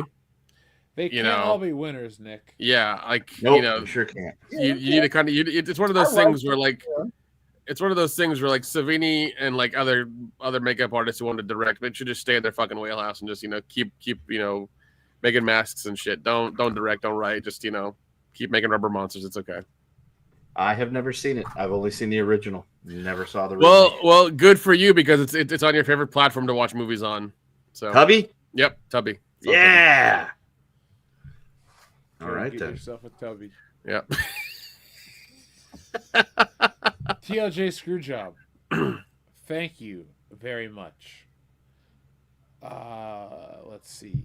We read the one about the fallout of the mayor. All right, next up says, Xavier to God says, I think Laughingstock meant he's been on YouTube for 9 years. Well, thank you for watching us for 9 years, Laughingstock Media. We appreciate you, man. Xavier to God also says, fuck, marry, kill, football, baseball, and hockey. Easy. I'll marry football, fuck baseball, I'll kill hockey. How about that? Oh, that's hard because baseball is my first love, and I will always love baseball. But in terms of if I have to sit down and watch it all day on TV, I'm going to kill baseball. I'm going to fuck football. I'm going to marry hockey. Ooh. And I love football a lot, too. Listen, I am marrying football. I'm fucking hockey, and I'm killing baseball easily. Football is always gonna be the first love. Hockey, I just love. It's just hard, and I just be punching motherfuckers in the face. And baseball, not my bag, baby. All right, Austin. Xavier the God also says, "Fuck, Marry, Kill Batman themes: Forever, Dark Knight, and The Batman." Ooh. Well, this is hard because the Dark Knight theme is good. Forever. You're fucking forever? Yeah, forever. Oh, I'm fucking forever for sure. That one is just 100%. And Kiss from a Rose, come on, it's sealed. Yeah, it is. Yeah, that's the one for sure. Yeah, Marry Forever, fuck the Dark Knight, and kill the Batman. Yep. Yeah, I'll go that route too. Xavier the God also, thank you very much, says, should Kane have said no to some booking and creative? Yeah, Kane should have never lost his mask in 2002. That's what I'll say. Nope. That's when the character went downhill. But because of that, he became the lovely mayor of Knoxville, Tennessee. So that is true. That's true. He is the mayor. The big red machine. But whenever anybody mentions Kane on this podcast, I will always say, go look at the campaign videos. It is hilarious. They are great. Because it's him in front of a fucking fence being like, "Hi, I'm Glenn Jacobs. I'm here as your nominee for mayor of Knoxville." It is when you see him like on WWE as Kane, and you see him do those like very polished like blue collar political ads. It is like a day and night difference, and it's fucking hilarious. It's beautiful. Wonderful. Even when you go to his website, he's got pictures with his family and like all this other stuff. Like, it's a very it's just hilarious. Serene Kane. Yeah, it's funny. Xavier the God also says, I meant Batmobile. Right, I bet Batman 66 through Batman and Robin, or Batman Begins through the Batman. In terms of themes, I prefer the themes and movies. I'm taking 66 through Batman and Robin. Yeah. Yeah, just for 89 alone. Yeah. Yeah. 89 is a massive trump card in any Batman argument. Yep. It's a great movie. It's a 10 out of 10 for me. All right. Thank you, Xavier to God. Layden Swallow 09 says, talking about bats, I've been watching the 90s Batman cartoons lately, and I still get chills from most episodes. Adam West voiced the gray ghosts. It's poetic. Dude. Yeah. When that's a great Batman episode. says about "you used to be my hero," I love that moment so much. Mm-hmm. Such a good episode. Yeah, Clayface scared me in those episodes when I was a kid. That's why I love Clayface because he's such a menacing character. And I think they just wrapped Clayface movie or whatever they were doing with him, and I'm really curious to see how it's going to come down. So, body horror. Yeah. Yeah, I hope it's good. Same. Yeah, I wish Cronenberg would have fucking directed it. That would have been awesome, but that ain't gonna happen. Yeah, they weren't putting out the money for that shit. No. Layden Swallow animated series Batman is still the best Batman, hands down, by country mile. I watch it regularly, and I buy all the merchandise. Okay, I don't have any t-shirts, that's a lie. But my point is, I love Batman the Animated Series. Like, it's brand new. I still have the same passion for it.